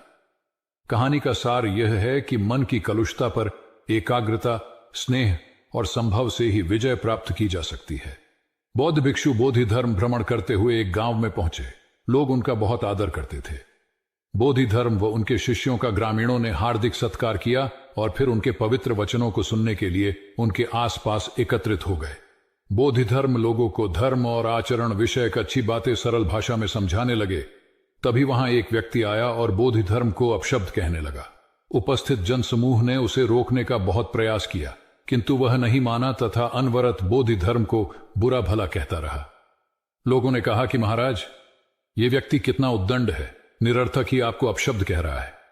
बोधि धर्म उस व्यक्ति के इस आचरण पर कदापि क्रोधित नहीं हुए और लोगों से बोले कि यह भविष्य में मेरा सबसे बड़ा भक्त बनने वाला है। लोगों ने पूछा कि कैसे? बोधि धर्म ने उत्तर दिया, कोई कुम्हार के यहां घड़ा लेने जाता है तो घड़े को बजाकर देखा जाता है कि वह फूटा हुआ तो नहीं है। जब 1-2 रुपए के घड़े को कोई इतनी परख कर सकता है तो भला जिसे गुरु मानना है उसे 10-20 गालियां दिए बगैर कैसे पहचानेगा? पहले वह परीक्षा लेगा कि गुरु में धैर्य, आक्रोश व समता भाव कितना है। यह जानने के बाद ही तो वह गुरु को स्वीकारेगा। इसलिए यह व्यक्ति मुझे निरर्थक ही अपशब्द नहीं कह रहा है और आगे चलकर वास्तव में वह व्यक्ति बोधि धर्म का सबसे बड़ा भक्त बना। किसी को शिक्षा देने से पूर्व स्वयं का आचरण भी तदनुरूप होना चाहिए, तभी गुरु का महान पद मिलता है। वस्तुतः गुरु की गुरुता तभी स्वीकारी जाती है जबकि उसमें सदाचरण के सभी लक्षण मौजूद हों। महात्मा गौतम बुद्ध के श्रावस्ती में प्रवचन चल रहे थे। प्रवचन में नित्य ही बड़ी संख्या में लोग आते और विविध महत्वपूर्ण व गंभीर विषयों पर बुद्ध से ज्ञान ग्रहण करते। बुद्ध का शिष्य वर्ग भी काफी विशाल था, जो प्रवचन स्थल की व्यवस्था संभालता और बुद्ध की सेवा में सदैव तत्पर रहता। एक बार रात के समय महात्मा बुद्ध प्रवचन दे रहे थे। सदैव की भांति काफी लोग उनके प्रवचन सुन रहे थे। एक व्यक्ति जो बुद्ध के ठीक सामने बैठा था बार बार नींद के झोंके ले रहा था। बुद्ध थोड़ी देर तक तो प्रवचन देते रहे, फिर उससे बोले, वत्स, सो रहे हो? उस व्यक्ति ने हड़बड़ाकर कहा, नहीं महात्मा। बुद्ध ने पुनः प्रवचन प्रारंभ किए। वह व्यक्ति फिर ऊँघने लगा। महात्मा ने फिर वही प्रश्न दोहराया और उसने फिर अचकचाकर नहीं महात्मा कहा। ऐसा लगभग 8-10 बार हो गया। कुछ देर बाद बुद्ध ने उससे पूछा, वत्स, जीवित हो? हर बार की तरह इस बार भी उसने कहा, नहीं महात्मा। यह सुनकर उपस्थित श्रोताओं में हंसी की लहर दौड़ गई और वह व्यक्ति पूर्णतः चैतन्य हो गया। तब बुद्ध गंभीर होकर बोले, वत्स, निद्रा में तुम्हारे मुख से सही उत्तर मिल ही गया। जो निद्रा में है वह मृतक समान ही है।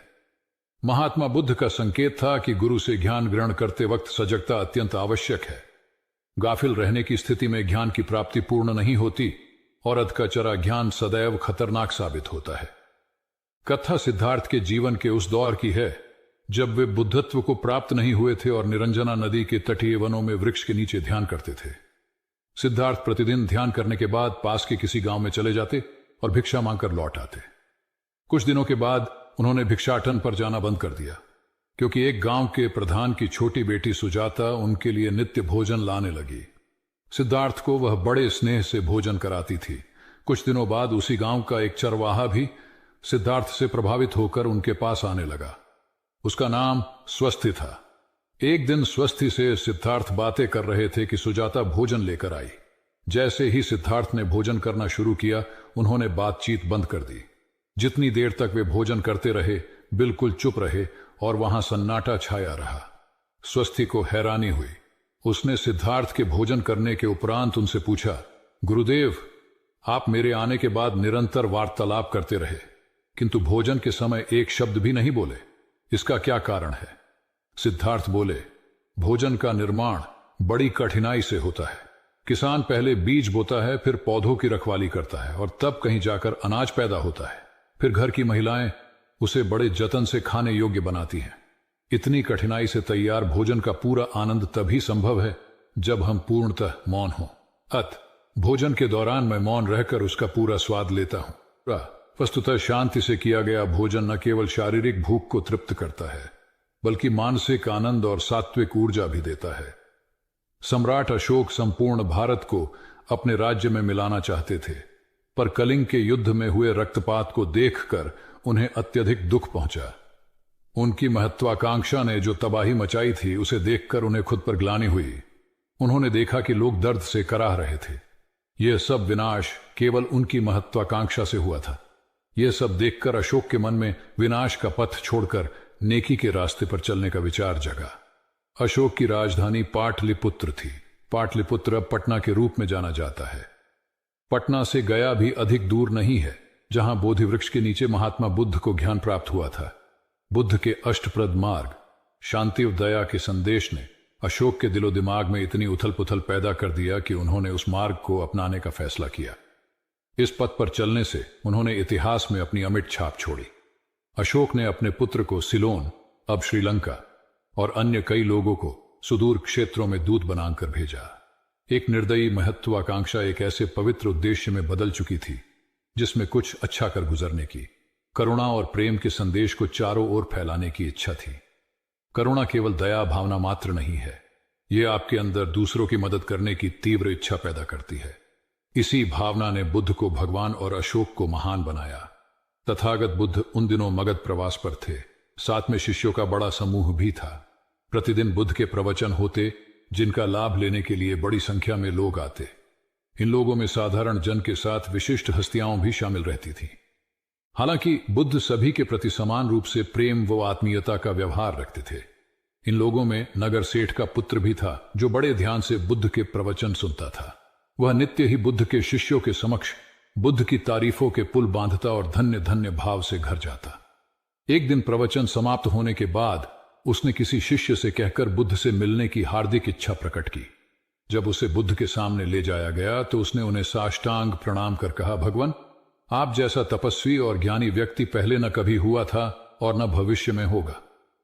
यह सुनते ही बुद्ध ने उसकी बात बीच में ही रोककर कहा, वत्स, क्या तुमने इतना अध्ययन कर लिया है कि अब तक कितने संत महापुरुष हुए हैं, और क्या भविष्य भी जान चुके हो कि आगे और कोई नहीं होगा?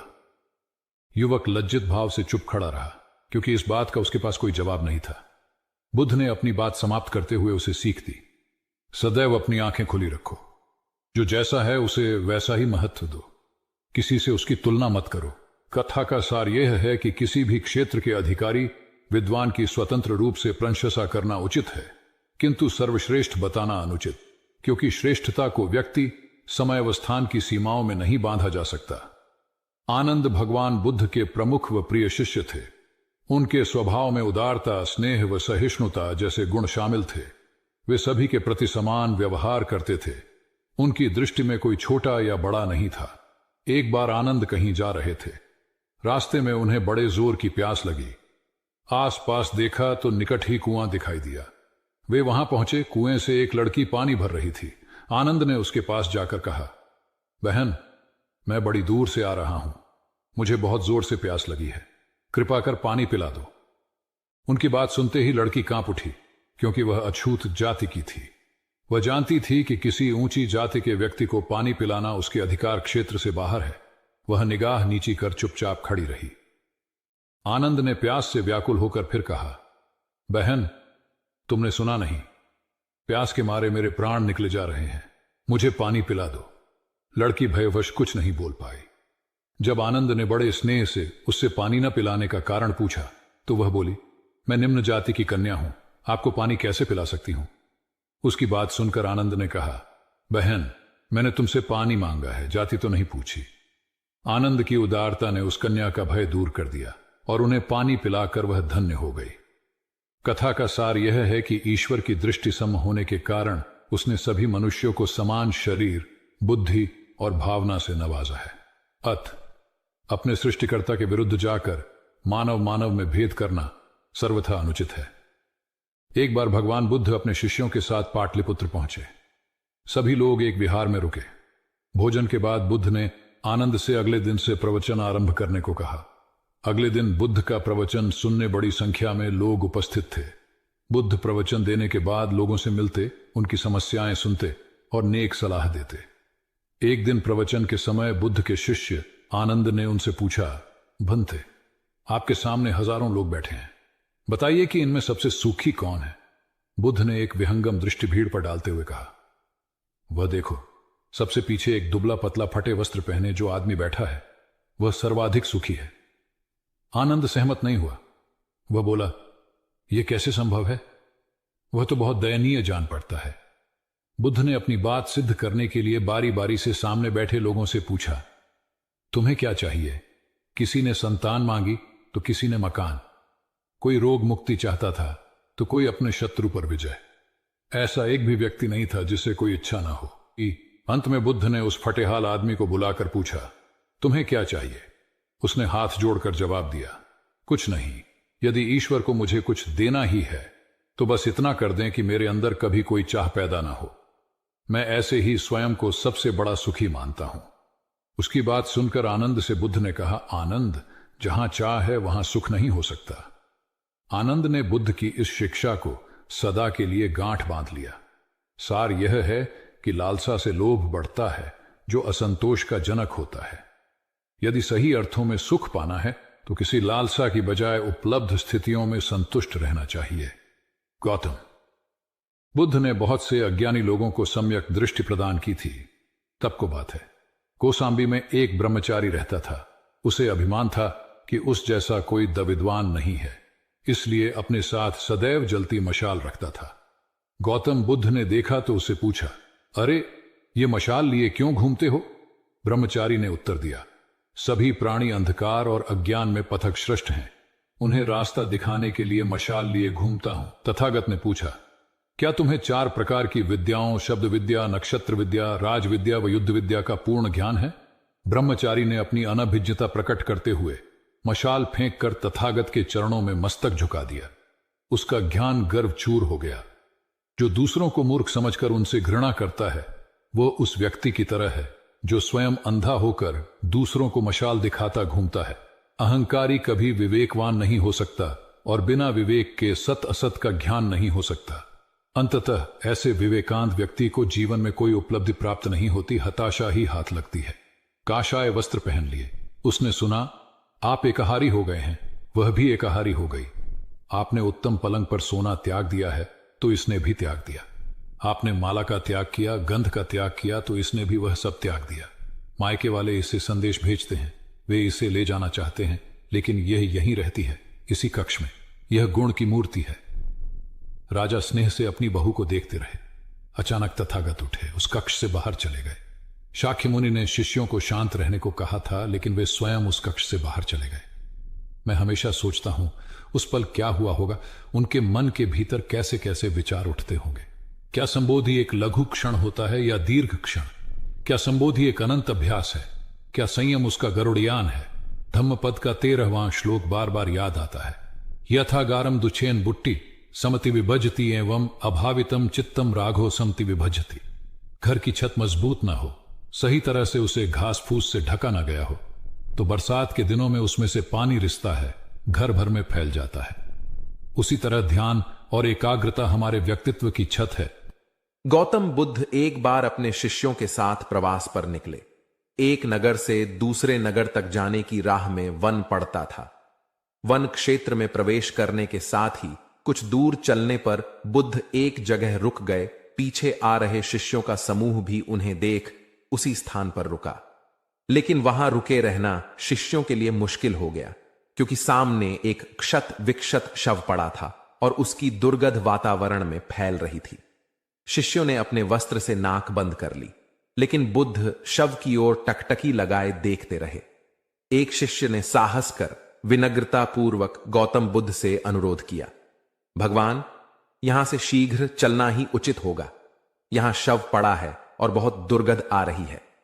बुद्ध मुस्कुराए और शिष्यों की ओर उन्मुख होते हुए बोले, बताइए, इस सब में सौंदर्य दिखाई देता है?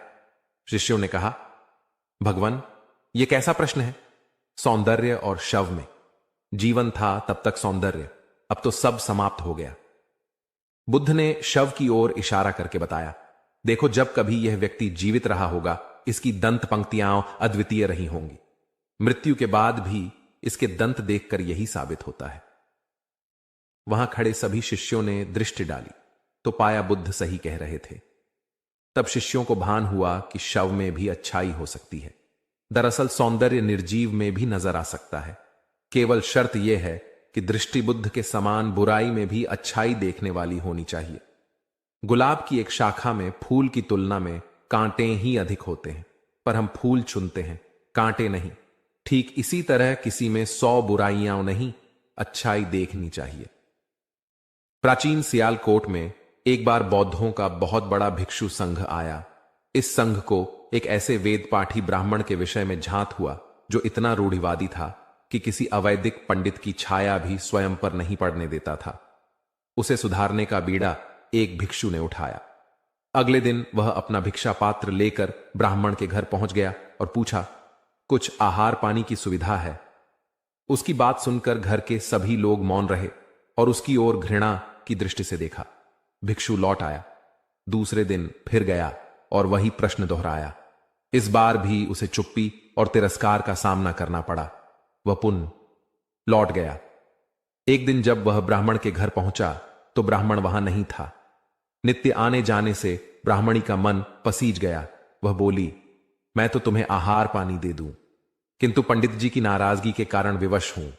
भिक्षु ने कहा, कोई बात नहीं बहन, मैं अपना काम करता हूं, तुम अपना काम करो। वापस लौटते हुए भिक्षु को ब्राह्मण मिल गया।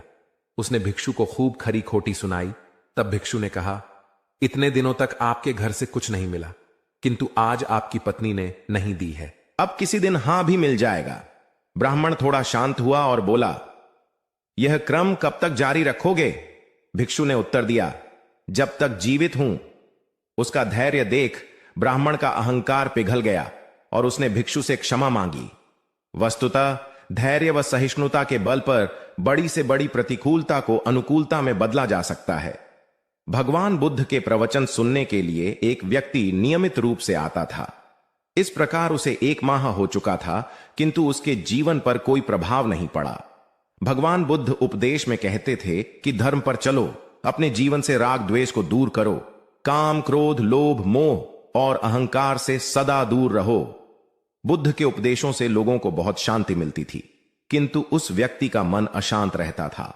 एक दिन उसने बुद्ध से जाकर कहा, हे प्रभु, मैं 1 माह से आपका उपदेश सुन रहा हूं, किंतु उसका तनिक भी असर मेरे आचरण पर नहीं पड़ा। मैं बहुत परेशान हूं, मुझे क्या करना चाहिए? बुद्ध उनकी बात सुनकर बोले, तुम कहां के रहने वाले हो? उसने कहा, श्रावस्ती का। बुद्ध ने अगला प्रश्न किया, वह यहां से कितनी दूर है? उसने अनुमान से बता दिया। बुद्ध ने पुनः जिज्ञासा प्रकट की, कितना समय लगता है? उस व्यक्ति ने हिसाब लगाकर बता दिया। बुद्ध ने कहा, अब बताओ कि क्या तुम यहां पर बैठे बैठे ही अपने घर पहुंच सकते हो? उसने कहा, यह कैसे हो सकता है? वहां पहुंचने के लिए तो चलना होगा। तब बुद्ध ने बड़े प्रेम से उसे समझाया, जैसे चलने पर ही पहुंचा जा सकता है, वैसे ही अच्छी बातों पर अमल करने से ही लाभ होता है। हे प्यारे, तुम मेरे ज्ञान के साथ अपने कर्म को जोड़ दो, तब तुमको उत्तम फल मिलेगा। उस व्यक्ति को अपनी गलती समझ में आ गई। उसने अपने जीवन में सुधार कर लिया, जिससे उसका जीवन सदाचारी बन गया। एक छोटी सी नदी थी, उसके दोनों किनारों पर लोग रहते थे। नदी के पानी से दोनों ओर के लोग अपना अपना काम चलाते थे और सुखमय जीवन बिताते थे। एक बार संयोग से पानी को लेकर दोनों पक्षों में तनातनी हो गई। वे एक दूसरे पर आरोप लगा रहे थे कि तुम ज्यादा पानी ले रहे हो। जब आपसी बातचीत में मामला नहीं निपटा तो वे मरने मारने पर उतारू हो गए। उनके पास जो भी हथियार थे उन्हें तत्काल निकाल लाए और एक दूसरे पर टूट पड़ने को आमादा हो गए। तभी किसी ने जाकर भगवान बुद्ध को सूचना दी। उन्होंने दोनों पक्षों के प्रतिनिधियों को बुलाया और तकरार का कारण पूछा। दोनों प्रतिनिधियों ने अपना अपना पक्ष रखा। बुद्ध ने दोनों की बातें सुनी और मुस्कुराकर कहा, तो तुम लोग क्या करोगे? दोनों प्रतिनिधियों ने आवेश में आकर कहा, हम खून की नदियां बहा देंगे। भगवान बुद्ध ने कहा, तो तुम्हें खून चाहिए? उन लोगों ने हतप्रभ होकर बुद्ध की ओर देखा, फिर बोले, नहीं, हमें पानी चाहिए। भगवान बुद्ध ने कहा, तो तुम्हें खून चाहिए? उन लोगों ने हतप्रभ होकर बुद्ध की ओर देखा, फिर बोले, नहीं, हमें पानी चाहिए। तब सहज भाव से बुद्ध ने कहा, खून बहाकर खून मिलेगा, पानी कैसे पाओगे? कुछ ठहर कर आगे बुद्ध बोले, याद रखो, हिंसा हिंसा को बढ़ाती है, बैर बैर को बढ़ाता है। नदी से ही सीख लो कि वह किसी से लड़ती नहीं, वह निश्चल भाव से अपने जल का सभी के लिए दान करती है। बुद्ध के शब्दों ने जादू जैसा काम किया और दोनों पक्षों की समस्या का सहज रूप से समाधान हो गया। दोनों पक्ष मिल बांटकर पानी का उपयोग करने लगे। कुल बुद्ध एक दिन वैशाली में प्रवचन दे रहे थे। विशाल जनसमूह उन्हें अत्यंत शांति और तन्मयता से सुन रहा था। कहीं कोई शोर नहीं था, मात्र बुद्ध की वाणी गूंज रही थी। बुद्ध के शिष्यों के साथ उपस्थित लोग बुद्ध के अमृत वचनों का पान पूर्ण एकाग्रता से कर रहे थे। तभी उस शांत वातावरण में खलल उत्पन्न करती एक व्यक्ति की जोरदार आवाज आई, आज मुझे सभा में बैठने की अनुमति क्यों नहीं दी गई? बुद्ध उस व्यक्ति का चिल्लाना सुनकर भी मौन रहे। उस व्यक्ति ने पुनः चिल्लाकर यही प्रश्न पूछा। बुद्ध ने नेत्र बंद कर लिए। उनका एक शिष्य बोल उठा, भगवान, बाहर खड़े अपने इस शिष्य को अंदर आने की अनुमति दीजिए। बुद्ध ने नेत्र खोलकर कहा, नहीं, यह अस्पृश्य है। शिष्यगण बुद्ध के मुंह से अस्पृश्य शब्द सुनकर विस्मित हुए और उन्होंने पूछा, वह अस्पृश्य क्यों? कैसे? भगवान, आपके धर्म में तो जात पात का भेद नहीं है। बुद्ध बोले, आज यह क्रोध में आया है। क्रोध से जीवन की एकता भंग होती है। क्रोध ही मानसिक हिंसा करता है। किसी भी कारण से क्रोध करने वाला अस्पृश्य है। उसे कुछ देर तक स्मरण कर लेना चाहिए कि अहिंसा परम धर्म है। कथा का उपदेश यह है कि क्रोध एक असात्विक भाव है जो कर्ता और भोक्ता दोनों के लिए हानिकारक होता है। अथ इससे बचते हुए शांति से विचारने व कार्य करने की प्रवृत्ति अपनानी चाहिए। शांत मन और मस्तिष्क ही विवेकपूर्ण निर्णय लेने में सक्षम होते हैं। बौद्ध संघ के एक भिक्षु को कोई गंभीर रोग हो गया। उसकी हालत इतनी खराब हो गई कि वह चल फिर भी नहीं सकता था और मल मूत्र में लिपटा पड़ा रहता था। उसकी यह हालत देख उसके साथी भिक्षु भी उसके पास नहीं आते और घृणा से मुंह फेर कर आसपास से निकल जाते थे। कुछ दिनों बाद बुद्ध को यह बात पता चली तो वे तत्काल अपने प्रिय शिष्य आनंद के साथ उस भिक्षु के पास पहुंचे। उसकी दयनीय दशा से उन्हें घोर कष्ट हुआ। उन्होंने भिक्षु से पूछा, तुम्हें कौन सा रोग हुआ है? भिक्षु बोला, भगवान, मुझे पेट की बीमारी है। बुद्ध ने स्नेह से उसके सिर पर हाथ फेरते हुए प्रश्न किया, क्या तुम्हारी परिचर्या करने वाला कोई नहीं है? भिक्षु की ना सुनते ही बुद्ध ने आनंद से कहा, पानी लेकर आओ, हम लोग पहले इसका शरीर स्वच्छ करेंगे। आनंद पानी लेकर आए। फिर बुद्ध ने भिक्षु के शरीर पर पानी डाला और आनंद ने उसके मल मूत्र को साफ किया। अच्छी तरह धो पोंछ कर बुद्ध ने भिक्षु के सिर को पकड़ा और आनंद ने पैरों को। इस प्रकार उसे उठाकर चारपाई पर लिटा दिया। फिर बुद्ध ने सारे भिक्षुओं को एकत्रित कर उन्हें समझाया, भिक्षुओं, तुम्हारे माता नहीं, पिता नहीं, भाई नहीं, बहन नहीं जो तुम्हारी सेवा करेंगे। यदि तुम परस्पर एक दूसरे की सेवा और देखभाल नहीं करोगे तो फिर कौन करेगा? याद रखो, जो रोगी की सेवा करता है वह ईश्वर की सेवा करता है। दीनहीन के प्रति करुणा व सेवा का भाव इस जगत को बुद्ध का सबसे बड़ा संदेश है जो प्रत्येक देश, काल, परिस्थिति में प्रासंगिक है। गौतम सिद्धार्थ बुद्धत्व प्राप्त करके महात्मा बुद्ध बन गए। सत्य, अहिंसा और दया की मूर्ति बुद्ध अपने शिष्यों के साथ एक गांव में पहुंचे। कुछ अज्ञानी लोग उनके विरोधी थे। वे बुद्ध को अपशब्द कहने लगे। बुद्ध के शिष्यों को बहुत बुरा लगा, मगर बुद्ध ने उन्हें समझाया, ये लोग तो केवल अपशब्द ही कह रहे हैं। अगर ये पत्थर भी मार रहे होते तो भी मैं कहता कि मारने दो। मैं जानता हूं कि ये लोग कुछ कहना चाहते हैं, लेकिन क्रोध के मारे वह कह नहीं पा रहे हैं। 10 साल पहले यदि यही लोग मुझे गाली देते तो मैं इन्हें भी गाली देता, लेकिन अब तो लेन देन से मुक्ति मिल चुकी है। क्रोध से अपशब्द निकलते हैं यहां तो क्रोध भवन कब का ढह चुका है। अपशब्द कहने वाले बड़ी मुश्किल में पड़ गए। तभी बुद्ध ने अपने शिष्यों से पूछा, इस गांव में कुछ लोग अपशब्द कह रहे हैं, इन्हें बताओ कि वहां के लोग फल और मिठाइयां यहां लेकर आए थे। बुद्ध ने पूछा, फिर मैंने क्या किया था? शिष्यों ने बताया, आपने सारे फल और मिठाइयां यह कहकर वापस कर दी कि अब लेने वाला विदा हो चुका है, इन्हें वापस ले जाओ। आपने कहा था कि 10 साल पहले आते तो मैं सारे उपहार ले लेता। बुद्ध ने पूछा, फिर उन लोगों ने मिठाइयों का क्या किया होगा? शिष्यों ने बताया, गांव में बांट दी होगी। बुद्ध बोले, उन लोगों ने मिठाइयां गांव में बांट दी, लेकिन मैं उन लोगों से कहूंगा कि अपशब्द में न बांटें। बुद्ध फिर बोले, ये लोग अपशब्दों के थाल सजाकर लाए हैं, लेकिन ये गलत आदमी के पास आ गए हैं। ये मुझसे क्रोध नहीं करवा सकते। ठीक खूंटी की तरह जो किसी को नहीं टांगती, लोग उस पर वस्त्र टांग देते हैं। एक बार जैतवन के सभी ग्रामवासी भगवान बुद्ध के दर्शन करने और उपदेश सुनने के लिए एकत्र हुए। उस समय महाकश्यप, मौदगल्यायन, सारिपुत्र, चुंद और देवदत्त जैसे प्रबुद्ध जन बुद्ध के साथ धर्म विषय गंभीर चर्चा में तन्मय थे। ग्रामवासी थोड़ा ठिठक कर खड़े हो गए, क्योंकि इतने ज्ञानी जनों के बीच उन सभी को असहज सा महसूस हो रहा था। कुछ देर बाद बुद्ध की दृष्टि इन ग्रामवासियों पर पड़ी। उन्होंने तुरंत धर्म चर्चा रोक दी। प्रबुद्ध जन बुद्ध के इस व्यवहार पर चकित हो उठे और प्रश्नात्मक दृष्टि से उनको ओर देखा। बुद्ध अनाथ पिंडक नामक जिज्ञासु से बोले, भद्र, उठो, सामने ब्राह्मण मंडली खड़ी है, उन्हें आसन दो और आतिथ्य की सामग्री ले आओ। अनाथ पिंडक ने पीछे मुड़कर देखा तो उसे ब्राह्मण मंडली तो कहीं नहीं दिखी। मैले कुचैले या फटे वस्त्रों में खड़े ग्रामवासियों का झुंड दिखाई दिया। पिंडक ने शक्ति स्वर में कहा, देव, उन लोगों में एक भी ब्राह्मण नहीं है। ये सभी तो निम्न जाति के हैं, कई तो इनमें शूद्र हैं। बुद्ध गंभीर होकर बोले, पिंडक, जो व्यक्ति सदा श्रद्धावान है वह ब्राह्मण ही है। ये लोग प्रयोजन के लिए भावयुक्त होकर आए हैं, इसलिए इस समय तो ये ब्राह्मण ही हैं। अत तुम इनका समुचित सत्कार करो।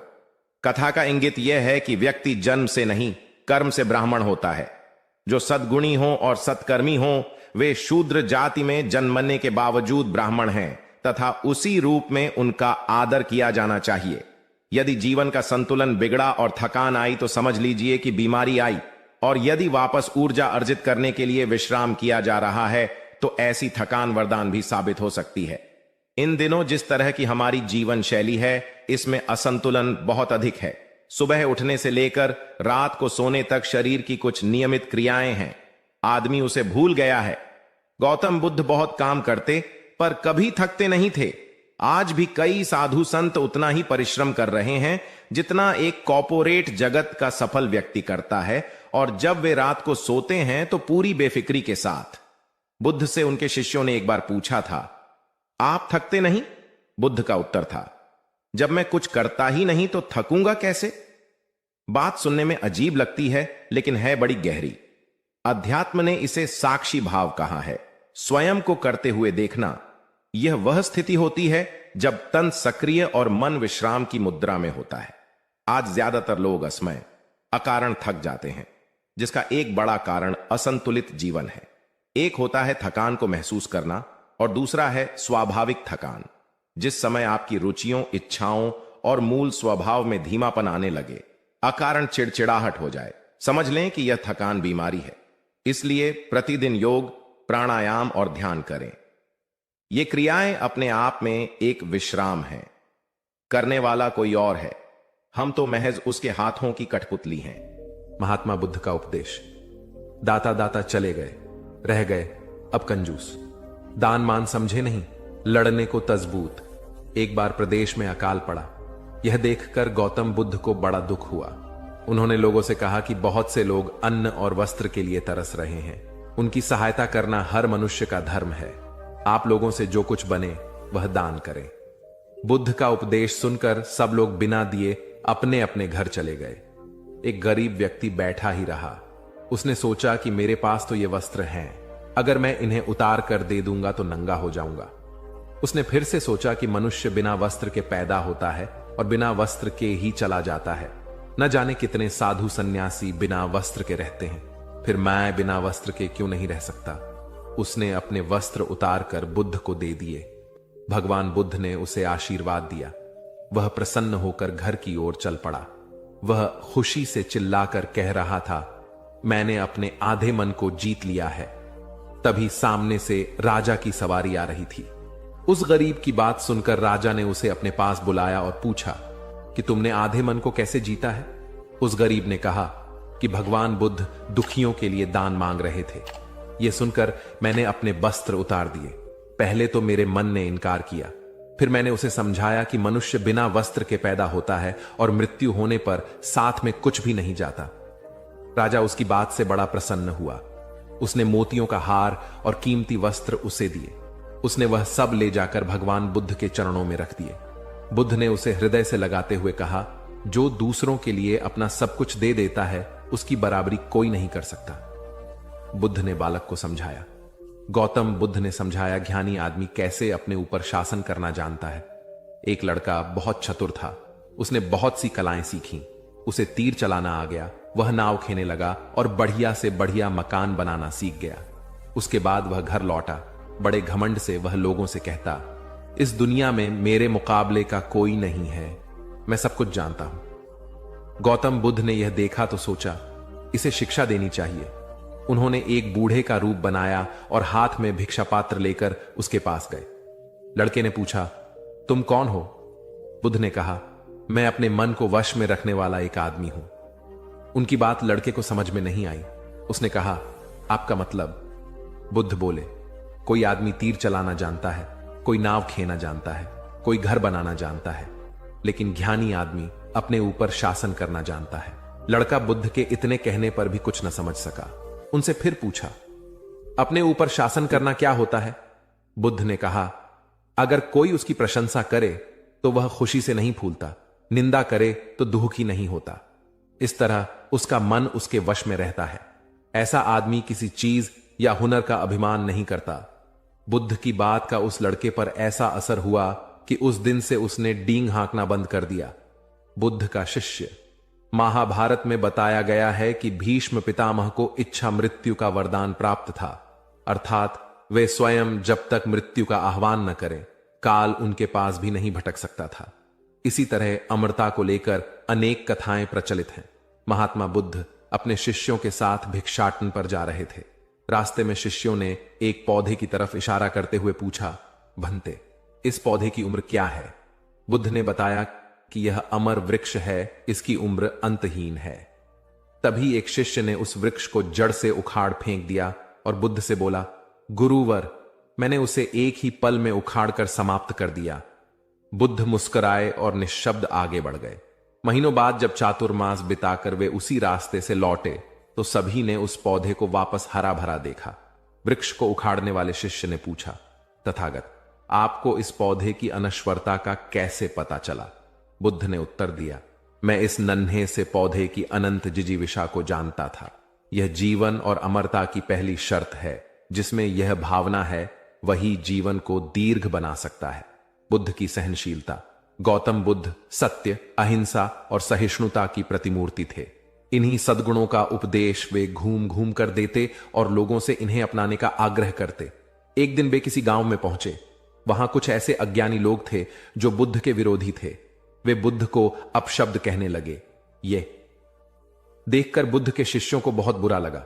उन्होंने बुद्ध से इसका विरोध करने का आग्रह किया तो बुद्ध ने उन्हें समझाया कि ये लोग तो अपशब्द ही कह रहे हैं। यदि ये पत्थर भी मार रहे होते तो भी मैं कहता कि मारने दो। मैं जानता हूं कि ये कुछ कहना चाहते हैं लेकिन क्रोध के कारण कह नहीं पा रहे। 10 साल पूर्व यदि ये ही लोग मुझे गाली देते तो मैं भी इन्हें गाली देता, किंतु अब तो लेन देन से मुक्ति मिल गई है। क्रोध से अपशब्द निकलते हैं। यहां तो क्रोध भवन कब का ढह चुका है। बुद्ध के विचार सुनकर अपशब्द कहने वाले हैरान रह गए। बुद्ध ने आगे अपने शिष्यों से कहा, इन लोगों को बताओ कि पिछले गांव में क्या हुआ था। शिष्यों ने बताया, वहां के लोग फल व मिठाइयां लेकर आए थे और आपने यह कहकर वे चीजें लौटा दी कि अब लेने वाला विदा हो चुका है। 10 साल पहले आते तो मैं ये सभी उपहार ले लेता।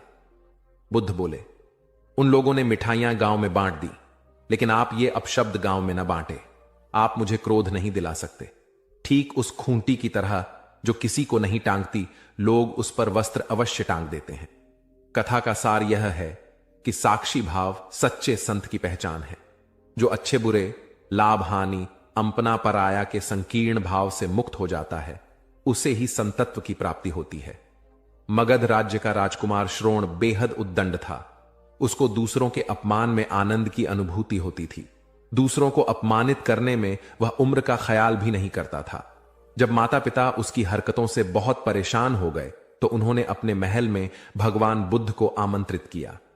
बुद्ध जब महल में आए तो उन्होंने राजकुमार के विषय में सभी बातें सुनी। उन्होंने राजा से राजकुमार को प्रवचन में लाने के लिए कहा।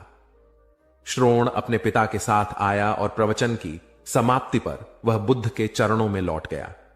बुद्ध के वचनों से प्रभावित होकर वह बौद्ध धर्म में दीक्षित हो गया। उसका जीवन पूर्णतः बदल गया। कुछ समय बाद उसने प्रायश्चित्त करने के लिए अन्न जल का त्याग कर दिया। उसके इस कठोर प्रण के विषय में जब भगवान बुद्ध को झात हुआ तो वे उसे देखने आए। उन्होंने स्नेहपूर्वक उसके मस्तक पर हाथ रखा और बोले, श्रोण, अन्न जल के त्याग के चलते तुम्हारा स्वास्थ्य गिरता जा रहा है। तुम संगीत के जानकार हो, उससे जुड़े मेरे एक प्रश्न का उत्तर दो। क्या वीणा के तार ढीले करने पर उससे स्वर लहरी फूटती है? श्रोण ने जवाब दिया, नहीं भगवानु। बुद्ध ने पुनः प्रश्न किया, तब तो तारों को खूब कसना पड़ता होगा? श्रोण बोला, नहीं, अधिक कसने से तार टूट सकते हैं। तब तथागत बोले, वीणा से मधुर संगीत निकालने के लिए उसके तारों को न तो अधिक ढीला रखना चाहिए और न ही अधिक कसना चाहिए। इसी प्रकार हमारा जीवन भी एक वीणा की तरह ही है, जिसे भली भांति चलाने के लिए सभी वस्तुओं का पूर्ण त्याग उचित नहीं है। श्रोण ने कठोर प्रतिज्ञा से मुक्ति ले ली और सहज जीवन जीने लगा। यह कथा जीवन को नैसर्गिक तरीके से जीने पर बल देती है, जिसमें उचित आवश्यकताओं की पूर्ति और अतिरिक्त इच्छाओं पर नियंत्रण का संदेश शामिल है। यदि जीवन को आवश्यकता, पूर्ति और संयम के संयम से संचालित किया जाए तो परम शांति प्रदायक होता है। गौतम बुद्ध को उनके अनुयायी यदि स्नेह से कहीं बुलाते तो वे अवश्य जाते। फिर जब बुद्ध पहुंचते तो श्रोताओं की भारी भीड़ उमड़ पड़ती। बुद्ध के वचनों में जो अमृतत्व होता था, उसका पान करना सभी को प्रीतिकर लगता था।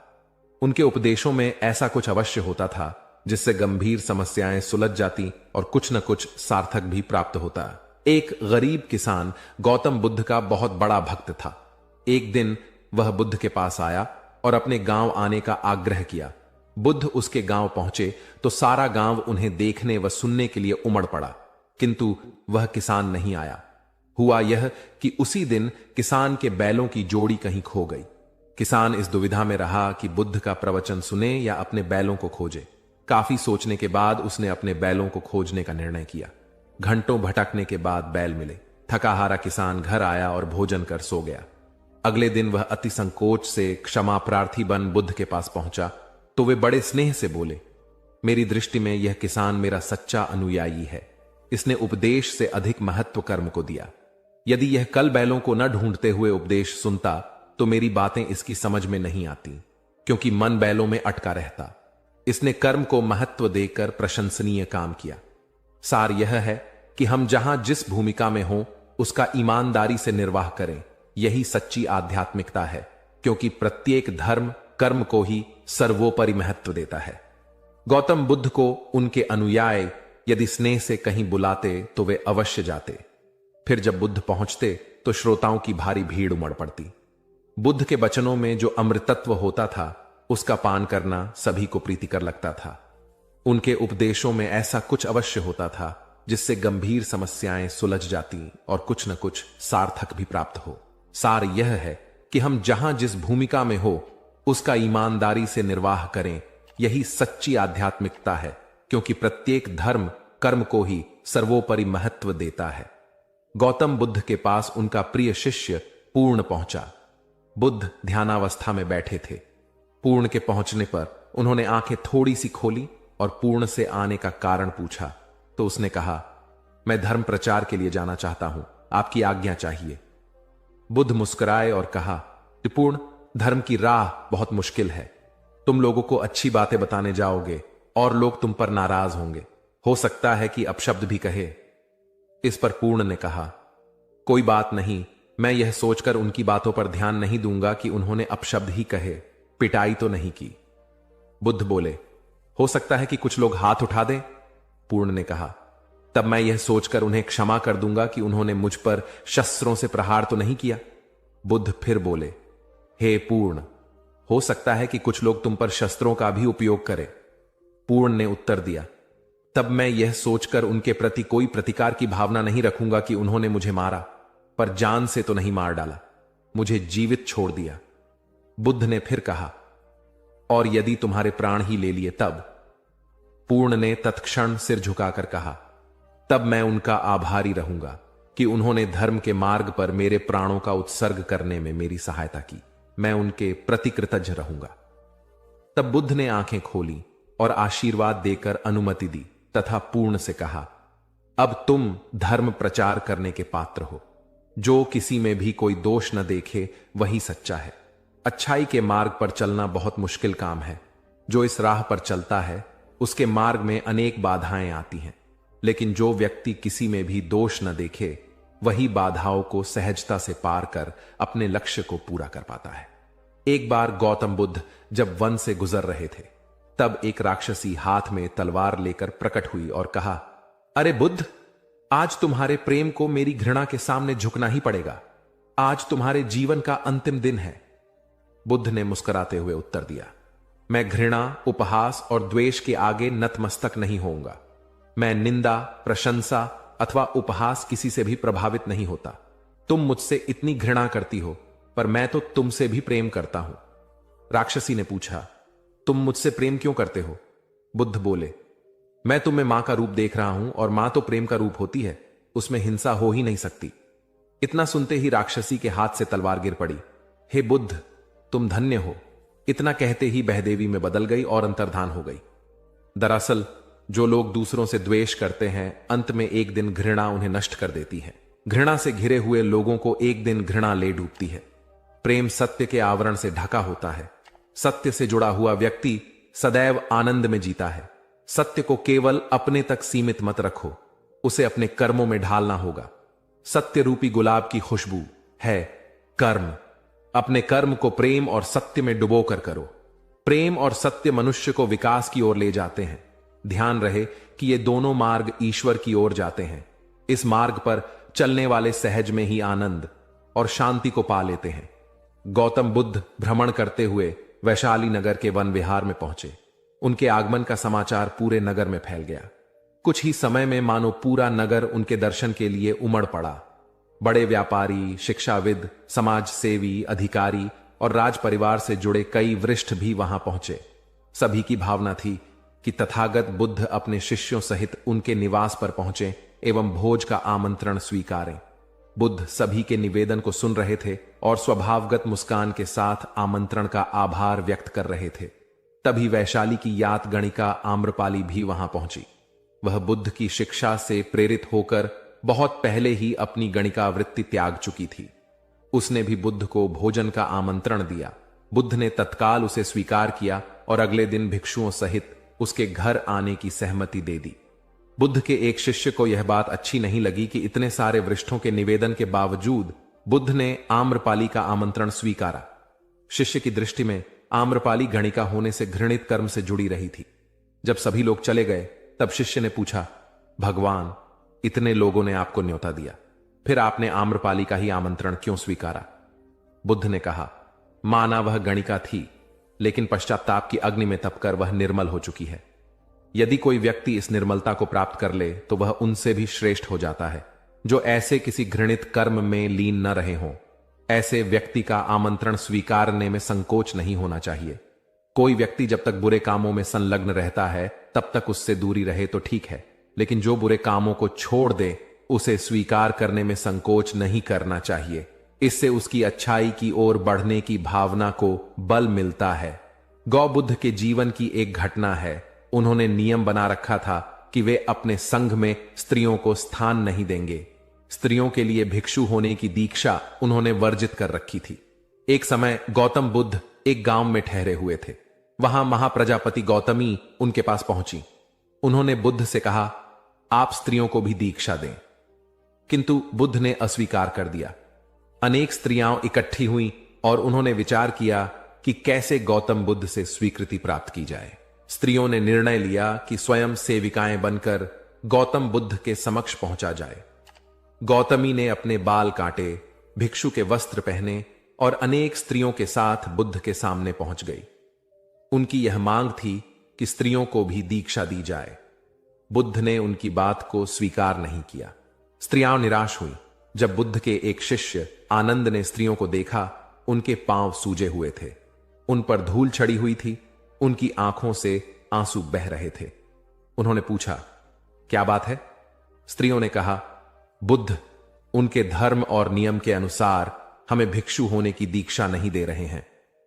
जब आनंद ने व्यक्तिगत रूप से बुद्ध से निवेदन किया, बुद्ध को उन्होंने याद दिलाया, इस समय यह सामाजिक मान्यता है कि स्त्रियां मोक्ष की अधिकारी नहीं हैं, पुरुषों के मुकाबले निम्न हैं।